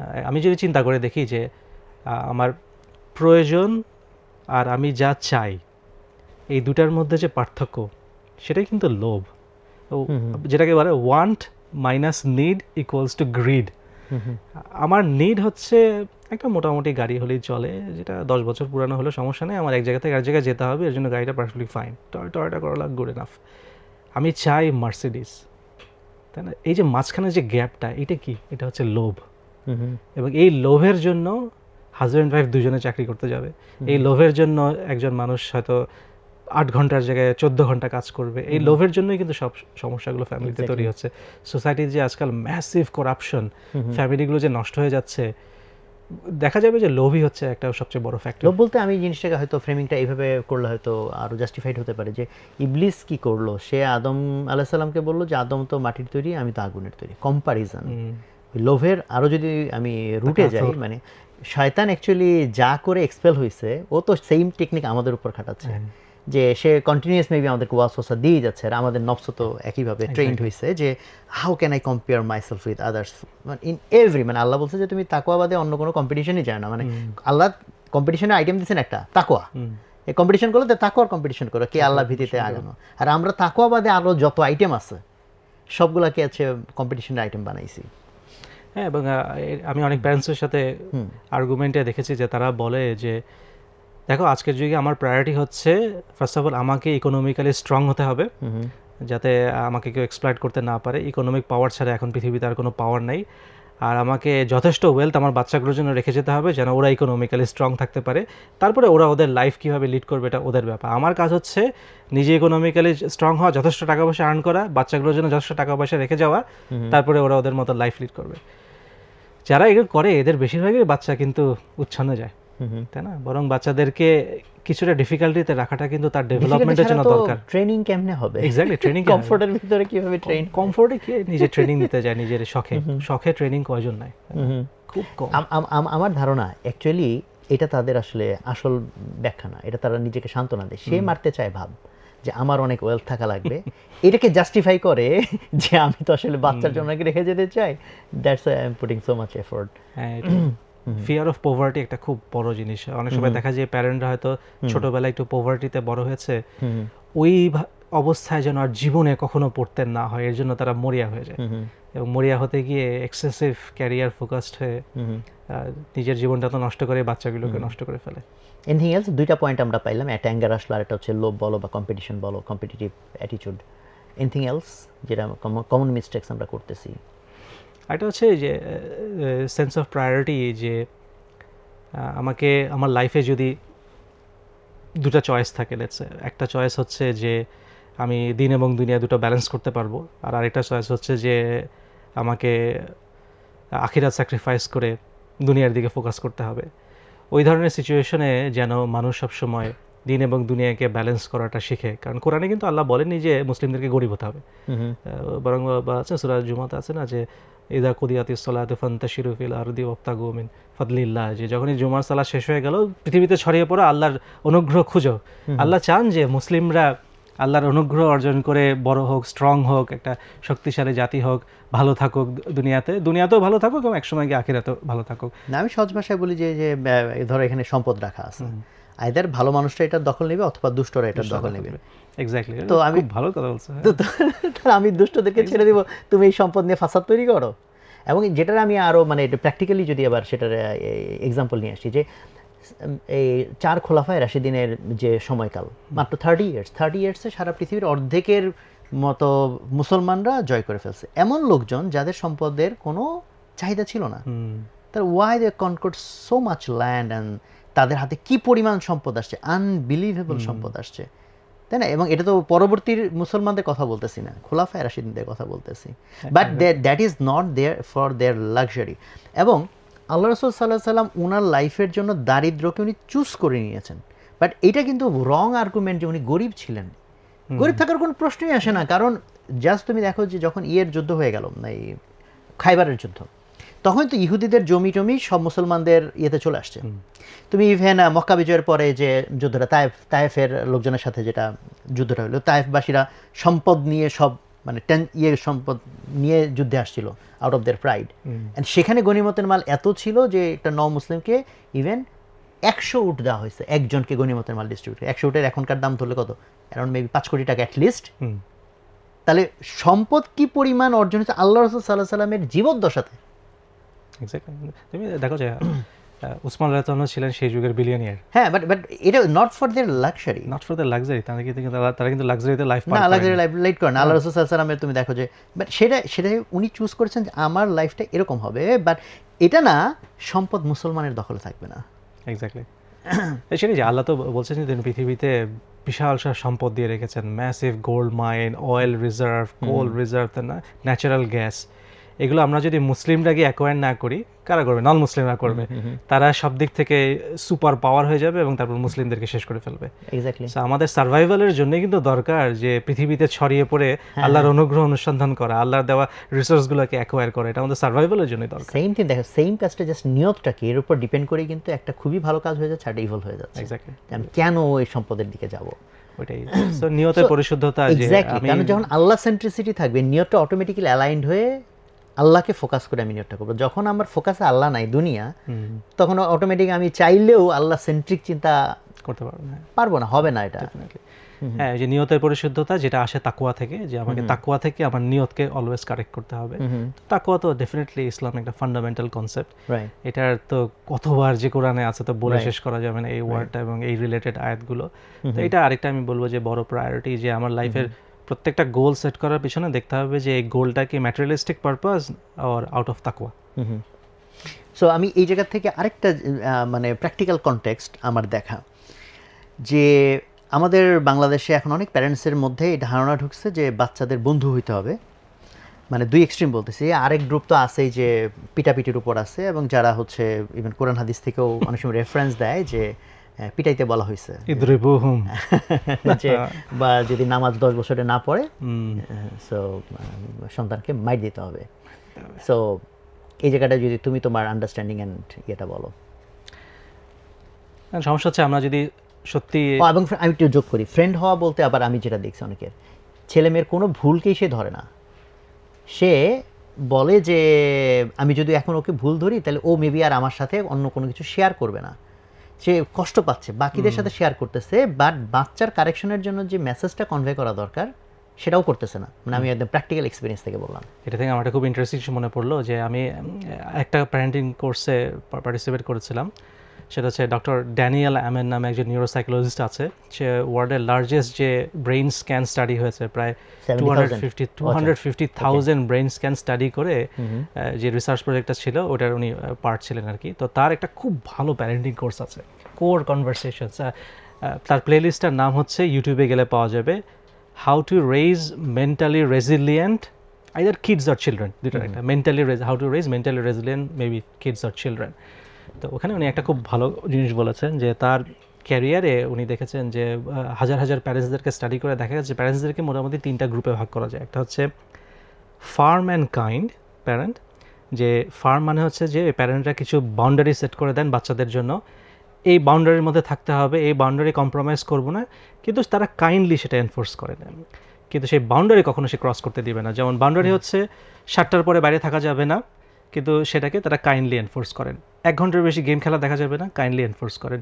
এই সমস্ত ডিসিপ্লিনগুলো তারা খুবই স্ট্রিক্ট, কোনোভাবেই এই বাউন্ডারি ক্রস করা যাবে না, ক্রস করতে দিবেন না, কিন্তু কাইন্ডলি করেন। এটা হচ্ছে একটা গ্রুপ। আরেকটা গ্রুপ হচ্ছে লাভিং অ্যান্ড কাইন্ড। বাচ্চা রাত 9টার সময় বন্ধু বান্ধবের কাছ থেকে টাইম আসছে, বাসায় আসছে, থাক না, ইয়াং বয়সে তো একটু একটু করে। বাচ্চা 4-5 ঘন্টা গেম খেলছে, খেলুক না, এই বয়সে তো একটু গেম খেলবে, বড় হলে সব ঠিক হয়ে যাবে, তাই না? বাচ্চা পার্টি করে বেড়াচ্ছে, রেস্টুরেন্টে গিয়ে 1000 টাকা উড়িয়ে আসছে, এই বয়সে তো বাচ্চারা করে, আমিও করে আসছি ছোটোবেলায়। তো এটা হচ্ছে লাভিং অ্যান্ড কাইন্ড, একদম লুজ আর কি, নো বাউন্ডারি। আর থার্ড হচ্ছে ওই পিটাপিটি টাইপের, হার্শ আর এই টাইপের, যারা খুবই স্ট্রিক্ট এবং খুবই হার্শ এবং অনেক সময় বিটিং করে ওই টাইপের। তো উনি বলছেন যে প্রায় কয়েক হাজার প্যারেন্টকে স্টাডি করে দেখা গেছে যে ওই যে ফার্স্ট যে গ্রুপটা, যারা ফার্ম এবং কাইন্ড, বাউন্ডারি মেনটেন করে কিন্তু কাইন্ড ওয়েতে করে, তারা সবচেয়ে সাকসেসফুল চিলড্রেন রেখে যায় সোসাইটিতে। আর সবচেয়ে ওয়ার্স চিলড্রেন রেখে যায় সোসাইটিতে কিন্তু ওই পিটাপিটি গ্রুপ না, এই যে মাঝখানের যে নো বাউন্ডারি লাভিং আদরের প্যারেন্টসগুলো, এরা হচ্ছে সোসাইটিতে সবচেয়ে খারাপ চিলড্রেন রেখে যায়। দেখো তুমি যেটা বললা যে এক্স্যাক্টলি ওইটাই হচ্ছে, যে আমি যদি কোনো বাউন্ডারি এনফোর্স না করি, অতিরিক্ত ভালোবাসি বাচ্চাদেরকে, থাক না এই বয়সে তো করবে, এরকম করে যদি ছেড়ে দিই, বাউন্ডারি না থাকে, এই সবচেয়ে খারাপ চিলড্রেন এই প্যারেন্টসগুলোই রেখে যাবে। কারণ এটা আমি অনেক প্যারেন্টসের মধ্যে পাইছি, আমি বোঝার চেষ্টা করলাম যে এটা কোথা থেকে আসছে। আমার ধারণা নাটক সিনেমা থেকে, maybe, I am not sure. এই মানে হয় কি যে ফ্রেজটা বারবার এফোর্ট লাগে, কারণ এই লাভিং এন্ড কাইন্ড হতে কোনো এফোর্ট দিতে হয় না, কিন্তু ওই যে ফার্ম হতে হবে, বাউন্ডারি এনফোর্স করতে হবে, এবং একই সাথে পিটিএ কুইকলি সলিউশন না, ধৈর্য ধরে কাইন্ডনেসের সলিউশন করতে হবে। সবচেয়ে বেশি এফোর্ট কিন্তু এই গ্রুপে দিতে হচ্ছে, তাই না? এই এফোর্টটা কেউ দিতে চায় না। সমস্যা হচ্ছে আমরা প্যারেন্টিং এর পিছনে বেশি কষ্ট করতে চাই না, বেশি এফোর্ট দিতে চাই না, সময় দিতে চাই না, কুইক সলিউশন চাই। রাইট। আর এই পিটাপিটির বিষয় যেটা বললাম, যে এটা তো অনেকে ওখান থেকে রেফারেন্স দেয় যে পিটাইতে হবে। হ্যাঁ, এই যে পিটানোর হাদিস বা কোরআনের আয়াত, সূরা নিসা 34 নম্বর আয়াত যদি আমরা দেখি, যে দরাবাকে তারা ফিজিক্যালি বিটিং দিয়েছে, ওটা তো অবশ্য স্ত্রী মানে মেয়েদের ক্ষেত্রে, ওটা হচ্ছে কোরআনে হচ্ছে স্ত্রীদের ক্ষেত্রে, আর হাদিসে একটা আছে যে 10 বছর বয়সে বাচ্চা যদি না পড়ে, নামাজ পড়ে, তখন তাকে করতে হবে। ওই সেম শব্দ দরাবা, একই দরাবা। এখন ঘটনাটা হচ্ছে যে এগুলো রাসূলুল্লাহ সাল্লাল্লাহু আলাইহি ওয়াসাল্লাম তার জীবনে কিভাবে ইমপ্লিমেন্ট করেছে আমরা যদি দেখি, তার কি সুন্নাহ ছিল কখনো যে তার সন্তানদেরকে মারা বা উনি কখনো তাদেরকে ফিজিক্যালি আঘাত করেছেন, বা উনি সাহাবীদেরকে বলেছেন যে ফিজিক্যালি আঘাত করে তোমার ফ্যামিলি মেম্বারদেরকে ডিসিপ্লিন করো, এরকম কোনো কথা কি উনি বলে গেছেন কিনা, বা সাহাবারা যারা ফিজিক্যালি বিট করতো তাদের ওয়াইফকে বা বাচ্চাদেরকে, খুব হার্শ টাইপের সাহাবা ছিল, তাদেরকে উনি অ্যাপ্রুভ করেছেন, এরকম কোনো এক্সাম্পল আছে কিনা? তো এরকম কোনো এক্সাম্পল সুন্নাতে পাওয়া যায় না, বরং অপোজিটটা পাওয়া যায়। যেমন একজন সাহাবী ছিলেন যে উনি খুব স্ট্রিক্ট ছিলেন, উনি তার ফ্যামিলিকে ফিজিক্যালি বিট করতেন। তো তার বেলায় রাসূলুল্লাহ সাল্লাল্লাহু আলাইহি ওয়াসাল্লাম বলেছেন যে রহমা দেখাতে, যে দুনিয়াতে যে রহমা দেখাবে আকাশে যিনি আছেন তিনি তাকে রহমা দেখাবেন। তো রাসূলুল্লাহ সাল্লাল্লাহু আলাইহি ওয়াসাল্লাম কিন্তু স্ট্রিক্টলি ডিসকারেজ করে গেছেন এই ফিজিক্যালি এঙ্গেজ না হতে। এটা হবে দ্য ভেরি লাস্ট অপশন, কোনোভাবে কিছু করা যাচ্ছে না। মোস্ট অফ দ্য টাইম শুরু করতে হবে রাহমা দিয়ে, এবং রাহমা দিয়ে অনেক প্রবলেম সলভ করা যায়। তো রাহমা দিয়ে না হলে একটু স্ট্রিক্টলি ডিসিপ্লিন করতে হবে। তো আমরা যদি দেখি যে কোরআনে তো কোথাও ধারে কাছে এরকম কোনো ইন্ডিকেশন নেই যে বাচ্চাদেরকে মারা যাবে, কোথাও নেই, কোনো কোরআন আয়াত কোনো জাস্টিফাই করা যায় না, বরং কোরআন ভর্তি হচ্ছে শুধু রাহমা রাহমা রাহমা। আর সহিহ হাদিসে কোথাও কোনো এক্সাম্পল নেই যেখানে ফিজিক্যালি বিট করা যাবে। তার বিটিংয়ের যে এক্সাম্পলটা দেওয়া আছে এটা তো খুবই প্রতীকী এক্সাম্পল, যে একটা ছোট্ট একটা স্টিক নিয়ে শুধু বাড়ি দেওয়া, ওটা তো বিটিং না, ওটা হচ্ছে ডিসিপ্লিন। জাস্ট তাকে একটা ইঙ্গিত দেওয়া যে আমি কিন্তু সিরিয়াস এই ব্যাপারে, এই কাজ কিন্তু করা যাবে না, এইটুকুই। মেসেজটা অনেকটা ট্রাফিক পুলিশের লাঠির মতো, ট্রাফিক পুলিশের লাঠির মতো। তারা বলতে অ্যাকচুয়ালি তাহলে তাফসীরকারগণ কি পিটানো অর্থে কতজন ইউজ করেছেন, আর ডিসিপ্লিন করা দুটো অর্থেই আসে। দারাবা অনেক সময় মানে দারাবা মানে হচ্ছে যে ভার্বালি ডিসিপ্লিন করা যাচ্ছে না, একটু ফিজিক্যালি এঙ্গেজ হতে হবে। যেমন এরকম একটা এক্সাম্পল হতে পারে যে হয়তো আমার বাচ্চা কন্টিনিউয়াসলি মোবাইল ফোনে বাজে কাজ কিছু করছে, আমি তাকে জাপটায় ধরে তার মোবাইল ফোনটা হাত থেকে নিয়ে নিলাম, এটাও কিন্তু এক ধরনের দারাবা। তো এই ধরনের আর কি ডিসিপ্লিন করা। তো এই পর্যায়ে আমি যেটা একটু জিজ্ঞেস করতে চাই সেটা হলো, যেমন আমরা প্রচুর বাবা মার প্রতি যে দায়িত্ব সন্তানের, এটা নিয়ে কিন্তু আমাদের আলোচনা আছে যথেষ্ট, এখনো আই থিঙ্ক আলোচনা আছে। ওয়েস্ট আবার উল্টা, বাবা মার প্রতি দায়িত্ব বাদ দিয়ে রেখে সবার অধিকার। বাট ইসলামের যে ভিউটা সেটা আই থিঙ্ক একটা ব্যালেন্সড ভিউ, যে সন্তানের বাবা মার প্রতি যত দায়িত্ব আছে, আবার বাবা মার যে সন্তানের প্রতি দায়িত্ব আছে, মানে সন্তানের হক বাবা মার থেকে, এই আলোচনাটা কি অতটুকু আছে আমাদের সোসাইটিতে? মানে দুই দিকে এক্সট্রিম পর্যায়ে চলে গেছে। ওয়েস্টার্নাররা এক এক্সট্রিম পর্যায়ে চলে গেছে যে সন্তানদের বাবা মার প্রতি কোনো অব্লিগেশন নেই, বাবা মা অ্যাডাল্ট, সন্তান অ্যাডাল্ট হয়ে গেলে সে তার নিজের মতো জীবন পার করবে, এটা হচ্ছে একটা, এটা তার জন্য পারফেক্টলি ফাইন, তার কোনো অব্লিগেশন নেই বাবা মাকে দেখার। তো এটা হচ্ছে এক ধরনের হয়ে গেছে। আর এশিয়ান কালচারের সমস্যা হচ্ছে যে বাবা মারা বাচ্চাদেরকে অনেকটা তার লাইফ ইন্স্যুরেন্স হিসেবে দেখে, যে তারা যখন বয়স্ক পর্যায়ে চলে যাবে, সোসাইটি তো কোনো রকম সাপোর্ট দিচ্ছে না, আমাদের গভর্নমেন্টে তো সেরকম ওয়েলফেয়ার বলে কিছু নেই, যেটা কিন্তু ওয়েস্টার্ন কান্ট্রিতে আছে। ওয়েস্টার্ন কান্ট্রিতে বয়স্ক বাবা মারা ইন্ডিপেন্ডেন্ট নিজেদের মতো চলতে পারে, কারণ তারা স্টেট থেকে পেনশন পাচ্ছে, ওয়েলফেয়ার পাচ্ছে, হেলথ কেয়ার পাচ্ছে, সবই পাচ্ছে। সো তারা ফুলি ইন্ডিপেন্ডেন্টভাবে নিজেদের মতো থাকতে পারে, তাদের ওই বাচ্চাদের উপর অত ডিপেন্ডেন্সি নেই। কিন্তু আমাদের ইস্টার্ন কান্ট্রিগুলো তো সেরকম না, আমাদের একটা ডিপেন্ডেন্সি আছে। না, ডিপেন্ডেন্সি তো ইসলামিক লেন্সে তো সেটা ঠিকই আছে, হ্যাঁ সেটা ঠিকই আছে, আমি কি বলছি না এটা ভুল, এবং এই ডিপেন্ডেন্সিটা আমাদেরকে রেসপেক্ট করতে হবে। আমরা যখন বয়স্ক হয়ে যাচ্ছেন, তারা তো তাদের পুরো লাইফ স্যাক্রিফাইস করে দিয়েছেন আমাদের জন্য, তো আমার তো অবশ্যই উচিত যে দায়িত্ববোধ থেকে যে তাদেরকে তাদের জন্য আমার লাইফ এখন স্যাক্রিফাইস করে দিতে হবে, যতটুকু সম্ভব তাদের জন্য করতে হবে। এটা যে ইসলাম বলেছে দেখে করতে হবে সেটা তো আমার মোরাল রেসপন্সিবিলিটি, আমার তো নিজেরও একটা কৃতজ্ঞতা বোধ থাকা উচিত যে আমার বাবা মা তাদের লাইফের 20-30 বছর স্পেন্ড করেছেন আমার অ্যাডাল্ট হয়ে আমার এই পর্যন্ত আসার পিছনে, যে তারা যে স্যাক্রিফাইসটা করেছেন, আমার তো উচিত সেটা ফেরত দেওয়া। আমি সেটাকে ইগনোর করে গিয়ে নিজের মতো জীবন পার করব, এটা তো একটা অন্যায় হয়ে গেল, এটা একবার মোরাল এবং ইথিক্স থেকেও একটা রং কাজ হচ্ছে। তো এখানে আমি একটা পয়েন্ট অ্যাড করতে পারি, আমি যে বলতেছিলাম উদ্ভাসের আমার এক্সপিরিয়েন্স, সেখান থেকে আমি কিছু স্টুডেন্টদের আমার মাত্র মনে পড়লো কিছু কথা। আমি এরকম একটা প্যারেন্টসে আমাকে অভিযোগ করছে যে বাচ্চার ভালোর জন্য এত কিছু করতেছি, তারা কত পরিশ্রম করতেছে, কত তারা স্ট্রাগল নিচ্ছে, তো ছেলে কোনো কথা শুনতেছে না ছেলে। তো আমি তখন ওই ছেলেটার সাথে বসলাম, আলাদা করে বসছি। আমি তাকে বললাম যে দেখো, তোমার বাবা মা তোমার জন্য এত কিছু করতেছে, তাই না, তুমি যাতে ভালো রেজাল্ট করি ইত্যাদি ইত্যাদি, তো তুমি কেন তাদের সাথে এরকম আচরণ করতেছো? ও আমাকে যেটা বললো যে আমার তো এইসব দরকার নাই, এসব ভালো রেজাল্টের তো আমার দরকার নাই, এ তো বাবা মা তাদের জন্য করতেছে। কেন? তারা ভাব মারবে, আমার ছেলেই করছে, আমার ছেলে সেই করছে, তারা তাদের ভাবের জন্য আমাকে দিয়ে যা ইচ্ছা তাই করাইতে চাইতেছে, আমার এগুলো কিছু দরকার নেই।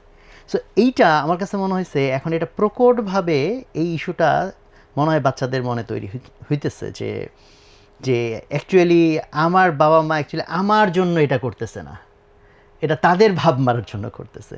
কারণ আমি অ্যাকচুয়ালি ওর কাছে শুনে তারপর আমি আরও একাধিক বাচ্চার কাছে সিমিলার জিনিসপত্র আমি শুনছি আর কি, যে কারণে যেটা বললাম তারা হয়তো মোরাল রেসপন্সিবিলিটি আর ফিল করতেছেন, কারণ আমরা তো ওই এক্সট্রিমে চলে গেছি যে সামহাও বাচ্চা হয়ে গেছে আমাদের একটা এমন মেশিন, যে মেশিন থেকে আমি আমার প্রাইড করে বের করবো আর কি। এই কারণে আমি বলি যে বাচ্চাদেরকে লাইফে ডিফিকাল্টি ফেস করতে দিতে হয়। সে যখন দেখবে আমার বাবা মা যখন আমাকে সাপোর্ট না দেয়, আমি একা আমার জীবন যখন আমাকে নিজে পার করতে হয়, সেটা কত ডিফিকাল্ট হয়। মাঝে মাঝে এরকম সিচুয়েশন ফিলে দেখানো দরকার যে বাবা তোমার যদি এডুকেশন না থাকে তুমি কিন্তু ভিখারি হতে যাচ্ছ। একদিন রাস্তায় ছেড়ে দিলেই বাচ্চা কাচ্চা শিখে যায় ব্যাপারটা কি হয়। তো এই লাইফে ডিফিকাল্টি ফেস করানোটা খুব দরকার। আমি মনে করি যে যেই বাচ্চাগুলো জীবনে কোনো ডিফিকাল্টি ফেস না করে বড় হয়, তারাই অ্যাকচুয়ালি যে এই ধরনের কমপ্লেনগুলো করে, যে মনে করে যে আমার নিজের সাকসেস হচ্ছে আসলে আমার বাবা মার লাইফ ইন্স্যুরেন্স, এটা যে আমার নিজেরও লাগবে, নিজের সার্ভাইভালের জন্য লাগবে, এটা তারা রিয়ালাইজ করে না। ভিতরে ভিতরে রিয়ালাইজ করলেও মানে স্বীকার করতে চায় না আর কি। অনেক সময় অনেকে আছে যে যারা ভিতরে থেকে রিয়ালাইজ করে, কিন্তু ওই যে বাবা মার প্রতি বিভিন্ন কারণে রাগ আছে, সেটা হতে পারে ব্যাড প্যারেন্টিংয়ের কারণে হতে পারে। তো সেই রাগের থেকে অনেক সময় তারা এরকম অকৃতজ্ঞ টাইপের আচরণ করে আর কি। তো একটা সন্তানের অবশ্যই উচিত যে মোরাল দিক থেকে হোক, ইসলামিক দিক থেকে তো অবশ্যই সে কিছুটা হলে অব্লিগেটেড তার বাবা মার জন্য যতটুকু সম্ভব স্যাক্রিফাইস করা। আমাদের হাদিসে তো আছে যে মার পায়ের নিচে হচ্ছে সন্তানের জান্নাত। কিন্তু আবার অপোজিটটাও বেশি হয়। অনেক সময় দেখা যায় বাবা মারা এই হাদিসটা বলতে কখনো ভুল করেন না তার সন্তানদেরকে, যে আমার দেখো হাদিসে আছে আমার পায়ের নিচে তোমার জান্নাত, কিন্তু আবার আল্লাহ যে কোরআনে তাদেরকে বলে দিয়েছেন এই সন্তানকে হারাম থেকে বাঁচানো হচ্ছে ফরদ। এটা কিন্তু আমার বাবা মারা অনেক সময় বলেন না। খুবই ভয়ঙ্কর টাইপের একটা আয়াত আছে না, যে যে বাবা মাকেই মিন করা হয়েছে এরকম না, বাট তাফসীরে বাবা মাকে ইনক্লুড করছে। ওইটা হচ্ছে তারা যাদেরকে ফলো করতো, লুক আপ টু করতো, ওই যে সমাজের যে আইডলগুলো, রাইট, যে আইডলগুলোকে তারা মিসলিড হয়ে গেছে। তো জাহান্নামে যখন তাদেরকে ফেলা হবে বলবে যে আমরা তো ওদেরকে ফলো করেছিলাম, ওরা আমাদেরকে মিসলিড করেছে, ওদেরকে ডাবল পানিশমেন্ট দেওয়া হোক। এখন সেই আইডল হতে পারে বাবা মা। অনেক সময় বাবা মাকে সন্তানরা ব্লাইন্ডলি ফলো করে, সে ফলো করতে গিয়ে বাবা মার মিস্টেকগুলোকে সে ফলো করে।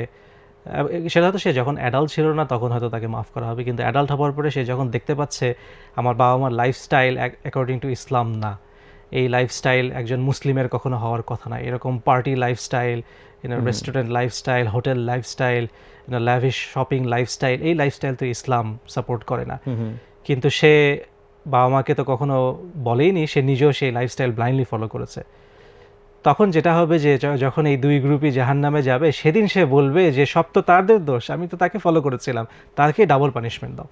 যে কারণে আমি যে কোয়েশ্চেনটা করেছিলাম যে সন্তানের প্রতি যে বাবা মার দায়িত্বটা, সেই দায়িত্বের অবহেলার কারণে যে সন্তান মিসগাইডেড হচ্ছে বা ডিরেইলড হচ্ছে, এই আলোচনাটা বোধহয় আমাদের অনেক কম।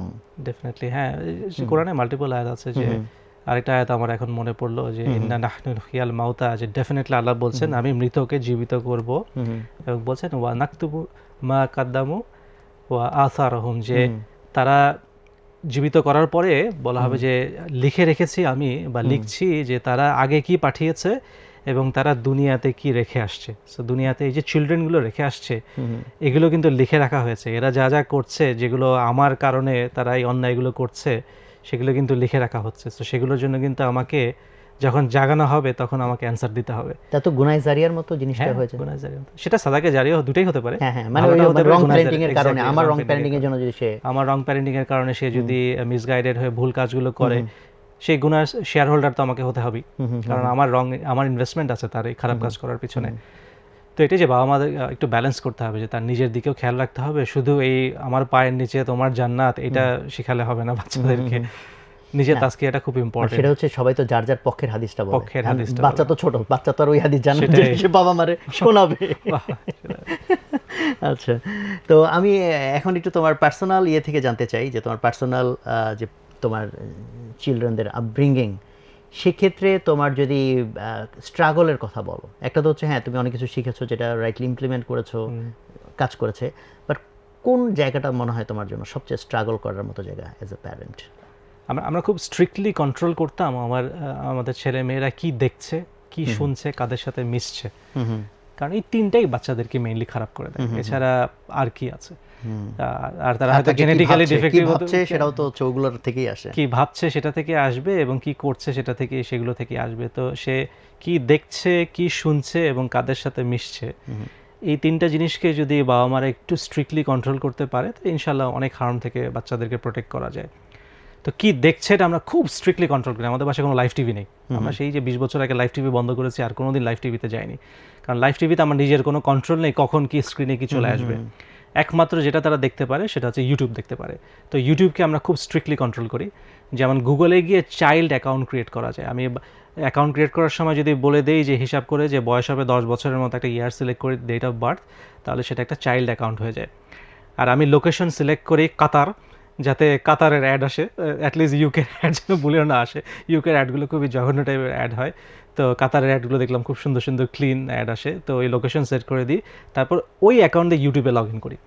করলে ইউটিউব অনেক পরিষ্কার হয়ে যায়। আমি দেখেছি যথেষ্ট ক্লিন একটা ইউটিউব আসে, শুধুমাত্র বাচ্চাদের জন্য সুইটেবল কন্টেন্ট আসে। আর একটা খুব ইউটিউবে খুব ইম্পর্ট্যান্ট একটা সেটিং আছে যেটা সবার সেট করা উচিত, সেটা হচ্ছে ইউটিউবের সেটিংসে গেলে আইদার ডিরেক্টলি একটা অপশন আসবে রেস্ট্রিক্টেড মোড, অথবা জেনারেলে গেলে একটা অপশন আসবে রেস্ট্রিক্টেড মোড। এই সেটিংটা যেন ভুলেও অফ না থাকে, স্পেশালি যেই ডিভাইস বাচ্চারা ইউটিউব ইউজ করছে, মোবাইল হোক টিভি হোক। রেস্ট্রিক্টেড মোড অন করলে মোস্ট প্রবাবলি কমেন্ট সেকশনটা বন্ধ থাকে, রাইট? কমেন্ট সেকশনটা একটা হচ্ছে বন্ধ থাকবে, আরেকটা হচ্ছে যে চিলড্রেনের জন্য সুইটেবল না এরকম video automatically YouTube filter out করে দেবে। তো মোটামুটি ইউটিউব অনেকখানি ক্লিন হয়ে যায়। কিন্তু তারপরে ওয়েস্টার্ন কালচারে তারা চিলড্রেনদের জন্য সুইটেবল মনে করে, সেটা মুসলিমদের জন্য কমপ্লিটলি হারাম। তো অ্যাটলিস্ট কিছুটা ক্লিন হলো এই চিলড্রেন অ্যাকাউন্ট দিয়ে লগ ইন করা, সাইন ইন করা ইউটিউবে, আর রেস্ট্রিক্টেড মোড অন করা, এই দুটো। আরেকটা যেটা কাজ আমরা করি রেগুলারলি, সেটা হচ্ছে যখনই আমি হোম ফিডে দেখি কোনো একটা ভিডিও আসছে যেটা আমি চাই না আর আসুক, ওই ভিডিওর উপর ক্লিক করে বলি নট ইন্টারেস্টেড। তো এরকম কয়েক সপ্তাহ পর পর গিয়ে আমরা ক্লিন করি হোম ফিড। তো এআই ট্রেন্ড হয়ে যায় যে এগুলো আর দেখাবো না ফিউচারে। সো আস্তে আস্তে হোম ফিডটা খুব সুন্দর ক্লিন হয়ে যায়। আর আরেকটা ইম্পর্টেন্ট জিনিস হচ্ছে করা যে ভালো ভালো যে চ্যানেলগুলো থেকে ভিডিও আসুক আমি চাই সেগুলোকে সব সাবস্ক্রাইব করে ফেলা। তো আমি এটা প্রায় করে যাই বাংলাদেশে। আমি যখনই আসি যাদেরই বাসায় যাই চুপচাপ গিয়ে ইউটিউবে গিয়ে রেস্ট্রিক্টেড মোড অন করে দিয়ে আসি, ব্রাউজিং হিস্ট্রি ক্লিন করে দিয়ে আসি, আর গিয়ে বেশ কিছু ভালো ভালো চ্যানেলে সাবস্ক্রাইব করে দিয়ে আসি। তো বেশ কয়েকদিন তাদের টিভি ভালো থাকবে, আস্তে আস্তে আবার খারাপ হয়ে যাবে আর কি। তো এই কাজটা করে মোটামুটি বাচ্চারা ইউটিউবে যা দেখছে সেটাকে অনেকখানি কন্ট্রোল করে। এই দেখাশোনাটা খুব ইম্পর্টেন্ট। আর আমি আরেকটা কাজ করেছি যেটা হচ্ছে যে ইউটিউবে বেশ কিছু ভালো ভালো চ্যানেল আছে যেখানে অ্যানিমেশন দিয়ে ইসলামিক টিচিংসগুলোকে খুব সুন্দর করে শেখানো হয়। যেমন ফ্রি কোরআন এডুকেশন নামে একটা চ্যানেল আছে যেখানে শত শত ইসলামিক লেকচার, ভালো ভালো স্কলারের লেকচারে যে সুন্দর সুন্দর অংশগুলো আছে সেগুলোকে তারা খুব সুন্দর অ্যানিমেশন করে দেখিয়েছে। তো বাচ্চারা এই অ্যানিমেশনগুলো দেখতে খুব পছন্দ করে, প্লাস এদিকে ইসলামিক লেকচারও তার শোনা হয়ে যাচ্ছে। আমি হয়তো কোনোদিনও তাদেরকে ইসলামিক লেকচারগুলো শুধু শুধু শোনাতে পারতাম না, কিন্তু অ্যানিমেশন থাকার কারণে তাদের দেখা হচ্ছে, শোনা হচ্ছে, প্লাস আমরাও বসে বসে দেখতে পাচ্ছি। আমরাও এই লেকচারগুলো শুনছি, আমাদের বাচ্চাগুলো অ্যানিমেশনগুলো দেখছে, অ্যাজ এ ফ্যামিলি আমরা দুজনে লার্ন করছি। তো আমি দেখেছি এই ফ্রি কোরআন এডুকেশন আমার বাচ্চাগুলোকে সিগনিফিকেন্টলি চেঞ্জ করে দিয়েছে। প্রতিদিন সকালে ওদেরকে ফার্স্ট কাজ করতে হতো ফ্রি কোরআন এডুকেশন দেখা আধা ঘন্টা, এছাড়া অন্য কোনো কিছু তারা করতে পারবে না। তো ওটা দেখে তারা তারপরে মাথা পরিষ্কার করে স্কুলে যেত, স্কুলে আবার মাথা ময়লা হতো, বাসায় আসার পরে আবার ফ্রি কোরআন এডুকেশন দিয়ে মাথা পরিষ্কার করতাম কিছুক্ষণ, তারপরে তোমরা যা খুশি করো। তো আমি দেখেছি যে ফ্রি কোরআন এডুকেশন দেখে আমার বাচ্চাগুলো বেশ ভালোই ইসলামিক প্রিন্সিপাল শিখেছে এবং এরা মিনি মুফতি হয়ে গেছে। এরা এখন বলতে পারে যে বাবা ওইটা করা যাবে না, ইয়াসির কাদি বলেছে ওই লেকচারে যে এটা রক। তো তারা বিভিন্ন সিচুয়েশনে বলতে পারে যে ওই যে মুফতি মেঙ্কের ওই লেকচারে কিন্তু বলা আছে লিপস্টিক দেওয়া যাবে না। তো এরকম সে আমাদেরকে এখন শেখাচ্ছে আর কি। আলহামদুলিল্লাহ এটা আমার খুব কাজে লেগেছে এটা করা। আর এই গেম কন্ট্রোল করা, ডিভাইসে যে গেমগুলো খেলছে স্ট্রিক্টলি আমি কোনো গেম দিই না যে গেমের মধ্যে কোনো রকম রক্তারক্তি কিছু আছে। Shooting game forbidden completely. আরেকটা হচ্ছে যে যেই গেম আমি বাচ্চাগুলোকে কখনো সাউন্ড সহ গেম খেলতে দিই না। আমাদের বাসা কমপ্লিটলি সাইলেন্ট, না মোবাইলে সাউন্ড আছে না কম্পিউটারে সাউন্ড আছে। যে গেম খেলো যা খুশি করো সাইলেন্ট মোডে খেলতে হবে। এই অডিও যদি না থাকে বাচ্চাদের এডিকশন এমনিতেই কম হয়। তুমি দেখো এডিকশনের জন্য তিনটা জিনিস লাগে। একটা হচ্ছে ব্রাইট কালার। আমি খুব কেয়ারফুলি দেখি যে ওরা যে গেমটা খেলছে সেটার মধ্যে এক্সেসিভলি ব্রাইট কালার আছে কিনা, থাকলে দিই না, এটা আমি ওদেরকে শিখিয়েছি। প্লাস ওদেরকে কিছু সাইকোলজিস্টের ভিডিও দেখিয়েছি যেখানে এটা এক্সপ্লেন করা আছে, ওরা এখন নিজেরাই বুঝে গেছে যে ব্রাইট কালার গেম দেখা যাবে না। থার্ড হচ্ছে ভায়োলেন্স, খুনাখুনি কিছু থাকা যাবে না। আর হচ্ছে মিউজিক লুপ। এই তিনটা জিনিসই কিন্তু এডিকশন ক্রিয়েট করে। তো এই তিনটা জিনিস আমরা যদি বন্ধ করে দিতে পারি এডিকশন সহজে ক্রিয়েট হয় না। তো আমি দেখি আমার বাচ্চারা এখন পর্যন্ত আলহামদুলিল্লাহ কোনো গেম এডিক্টেড হয়নি। তারা কয়েকদিন খেলে আবার আরেকটা ট্রাই করে, আবার কয়েকদিন খেলে, ওই মাঝে মাঝে যখন এরকম কোনো গেম আসে যেখানে But এটা কি, যেমন ধরো তুমি বলতেছো যে ঠিক আছে গেম খেলো, না হয় অল্প খেলো, সিলেক্টেড খেলো, বাট এটা কি চিন্তাই করা যায় না যে গেমই খেলবে না? একটু ডিফিকাল্ট বাচ্চাদের যদি করতে পারতাম খুব ভালো হতো। আচ্ছা। সমস্যা হচ্ছে ইউকেতে ওয়েদার এত খারাপ থাকে 6 মাস, যে বাইরে যে পাঠাবো সেই সুযোগও নেই। সো বাসায় থাকলে করবেটা কি, তো যতটুকু সম্ভব ফিজিক্যাল গেম দিই। বিজ্ঞান বাক্স অনেকগুলো দিয়েছি, আমার কিছু বিজ্ঞান বাক্স লাগবে আজকে। আর হচ্ছে যে ওখানে এরকম অনেক সায়েন্স কিট পাওয়া যায়, যতটুকু সম্ভব আমি ওদেরকে ফিজিক্যাল অ্যাক্টিভিটির মধ্যে রাখার চেষ্টা করি। বেশিক্ষণ থাকতে পারি না আর কি, দেখা যায় যে এই ফিজিক্যাল অ্যাক্টিভিটিগুলোতে হয়তো কয়েকদিন ইংলিশ থাকে, তারপরে আস্তে আস্তে কি করব বোর্ড হয়ে যায়, তখন কম্পিউটারে যায়। সো তখন কম্পিউটারে আমি ওদেরকে বলি যে স্ট্রিক্টলি আধা ঘন্টার লিমিট, আধা ঘন্টার বেশি কোনোভাবেই গেম খেলা যাবে না। তো আলহামদুলিল্লাহ আমার বাচ্চাগুলোর ব্রেন প্রোগ্রাম হয়েছে, ওরা নিজেরা এখন গেম খেলার সময় কোনো একটা টাইমার ছেড়ে রাখে। 30 সেকেন্ড টাইমার আছে উইন্ডোজে, অন টপ অফ গেম থাকে সব সময়। টাইমার শেষ হয়ে গেলে ওরা বন্ধ করে দেয়। তো এই টাইমারটা বেশ কাজে লেগেছে আমার। এটা হয়তো একটা ট্রিক্স হতে পারে, চোখের সামনে টাইমার চলতে থাকলে ওদেরও হিসাব থাকে। আর একটা হচ্ছে যে ভালো জিনিস দিয়ে রিপ্লেস করা, ডিভাইস ইউজ করবে ঠিক আছে, ডিভাইসের মধ্যে ঘন্টাখানেক তাদেরকে টাইম স্পেন্ড করতে হবে, এই টাইমটা ভালো কাজ করানো যায় কিনা। তো আমি ওদেরকে প্রোগ্রামিং শিখেছি, ওদেরকে বই কিনে দিয়েছিলাম প্রোগ্রামিংয়ের, প্লাস ইউটিউবে যে ভালো ভালো প্রোগ্রামিং ভিডিওগুলো আছে ওগুলো অনেক দেখিয়েছে ওদেরকে। ওরা এখন মোটামুটি দিনে ঘন্টাখানেক নিজেরাই কোডিং করে, কোডিং করে ওরা এখন পর্যন্ত আলহামদুলিল্লাহ অনেক কিছু বানিয়ে স্কুলে দেখিয়েছে, স্কুল থেকে অনেক প্রেইজ পেয়েছে যে এই বয়সের বাচ্চা এরকম জিনিস বানিয়েছে, যেটা অন্য স্টুডেন্টদেরকে তারা হাইলাইট করে দেখিয়েছে। ওইখান থেকে ওরা একটা রিওয়ার্ড পাচ্ছে যে আরে আমি তো রিকগনিশন পাচ্ছি আমার কাজের জন্য, আরও ইন্সপায়ার্ড হচ্ছে। তো এইভাবে দেখলাম যে বেশ ভালোই ওরা নিজেরাই এখন মোটামুটি ডিভাইসকে, আজকাল গেম তারা খুব কমই খেলে, আমি দেখলাম ওই বাইরে মানুষকে দেখাবে একটা ভালো জিনিস বানিয়ে, এই আগ্রহটা ওদের মধ্যে খুব কাজ করে এখন। এটা তো ছোট ছোট ক্রাফট, যেমন অনেকের হয়তো কোডিং পর্যন্ত শেখা ডিফিকাল্ট হতে পারে, বাট অনেক ক্রাফটস আছে না যেগুলো দেখে দেখে ওরা বানাতে পারে, ইভেন কুকিং, অনেক রান্না বান্না ইত্যাদি ইত্যাদি, যেটা আমি দেখেছি আমার নেইবাররা করে। নেইবারের বাচ্চারা মাঝে মাঝেই কুকিং করে নিয়ে এসে তার নেইবারদেরকে দেয়, নেইবাররা খুব খুশি হয়, এটাতে ওরা একটা পজিটিভ ফিডব্যাক পায়, নেক্সট টাইম ওরা আরও ভালো করে রান্না করে নিয়ে আসে। আমাদের স্কুলে একটা খুব ইন্টারেস্টিং হয় যে মাঝে মাঝেই হয় ফুড স্টল বসে, যে ফুড স্টলে মা এবং বাচ্চারা মিলে রান্না করে নিয়ে আসে। তো বাচ্চারা ওই জিনিসটা খুব লাইক করে, তারা কার্ড পেমেন্ট নিচ্ছে, ছোট বাচ্চা শিখছে, পেমেন্ট কাজ করে না কেন ট্রাবল শুট করছে ডিভাইসে, লাইফ স্কিল অ্যাকোয়ার হচ্ছে। তারপরে যে হিসাব করা, ওকে এই কটা জিনিস হয়েছে আমাকে 20% ডিসকাউন্ট দিতে হবে বান্ডেলের জন্য, এই যে কমপ্লেক্স ক্যালকুলেশন এগুলো শিখছে, এই জিনিসগুলো খুব কাজে লাগে। এই যে ফিজিক্যালি স্টল দিয়ে দোকান বানিয়ে প্র্যাকটিস করা। তো এরকম ইউকে কালচারে আমি দেখেছি ওরা বাচ্চাদেরকে খুব এঙ্গেজ করে, বাচ্চাদেরকে ফিজিক্যাল অ্যাক্টিভিটিতে লাইফ স্কিল ডেভেলপমেন্টের জন্য অনেক কিছু করে ওরা। আর আমি আরেকটা জিনিস যেটা করি সেটা হচ্ছে যে আমার বাচ্চারা কাদের সাথে মিশছে এটা আমি খুব স্ট্রিক্টলি কন্ট্রোল করি। কারণ দেখা যায় যে একটা বাবা মা তার বাচ্চাদের পিছনে বহু বছর ইনভেস্ট করেছে তাকে ভালো রাখার জন্য, একটা খারাপ ফ্রেন্ড এসে সব আন্ডু করে দিতে পারে, যেটা আমি বহুজনের জীবনে দেখেছি। আমার নিজের জীবনে আমি একবার দেখেছি, আমার বাবা যা ইনভেস্ট করেছিল একটা ফ্রেন্ডের কারণে আমাকে বহু বছর আমাকে খারাপ হয়ে যেতে হয়েছিল। তো এই কারণে আমি এখন খুব সাবধান যেন একটা ভালো ফ্রেন্ড সার্কেলের মধ্যে তারা থাকে, এবং একই সাথে তারা যে কাজিনদের সাথে মিশছে তারাও যেন তাকে খারাপভাবে ইনফ্লুয়েন্স করতে না পারে, কারণ কাজিনরাও বাচ্চাদের নষ্ট হয়ে যাওয়ার জন্য একটা বড় ব্যাড ইনফ্লুয়েন্স। তো আমি ইউকেতে যখন গিয়েছিলাম আমরা তো ধরো প্রথম দিকে চেষ্টা করতাম যে বাঙালিদের সাথে মেশার, তো আমি 3 ধরনের বাঙালিদের সাথে আমরা মিশেছি, ফাইনালি 3rd গ্রুপে সেটেল করেছি। প্রথমটা হলো তারা পিওরলি বাঙালি, তারা যে মুসলিম এটা মনে হয় খুব একটা মনে নেই তাদের, আর পহেলা বৈশাখ টেশাখ থেকে শুরু করে সব রকম বাঙালি কালচার তাদের মধ্যে আছে, হয়তো জুমার নামাজ পড়ে কিন্তু তাদের জীবনে খুব একটা ইসলাম নেই। প্রথম দিকে এদের সাথে মিশেছিলাম, দেখলাম এদের সাথে মিশে আমাদের ড্যামেজ ছাড়া আর কিছু হচ্ছে না, তারপর এই গ্রুপে ছেড়ে গেলাম, প্র্যাকটিসিং মুসলিম কমিউনিটি গেলাম।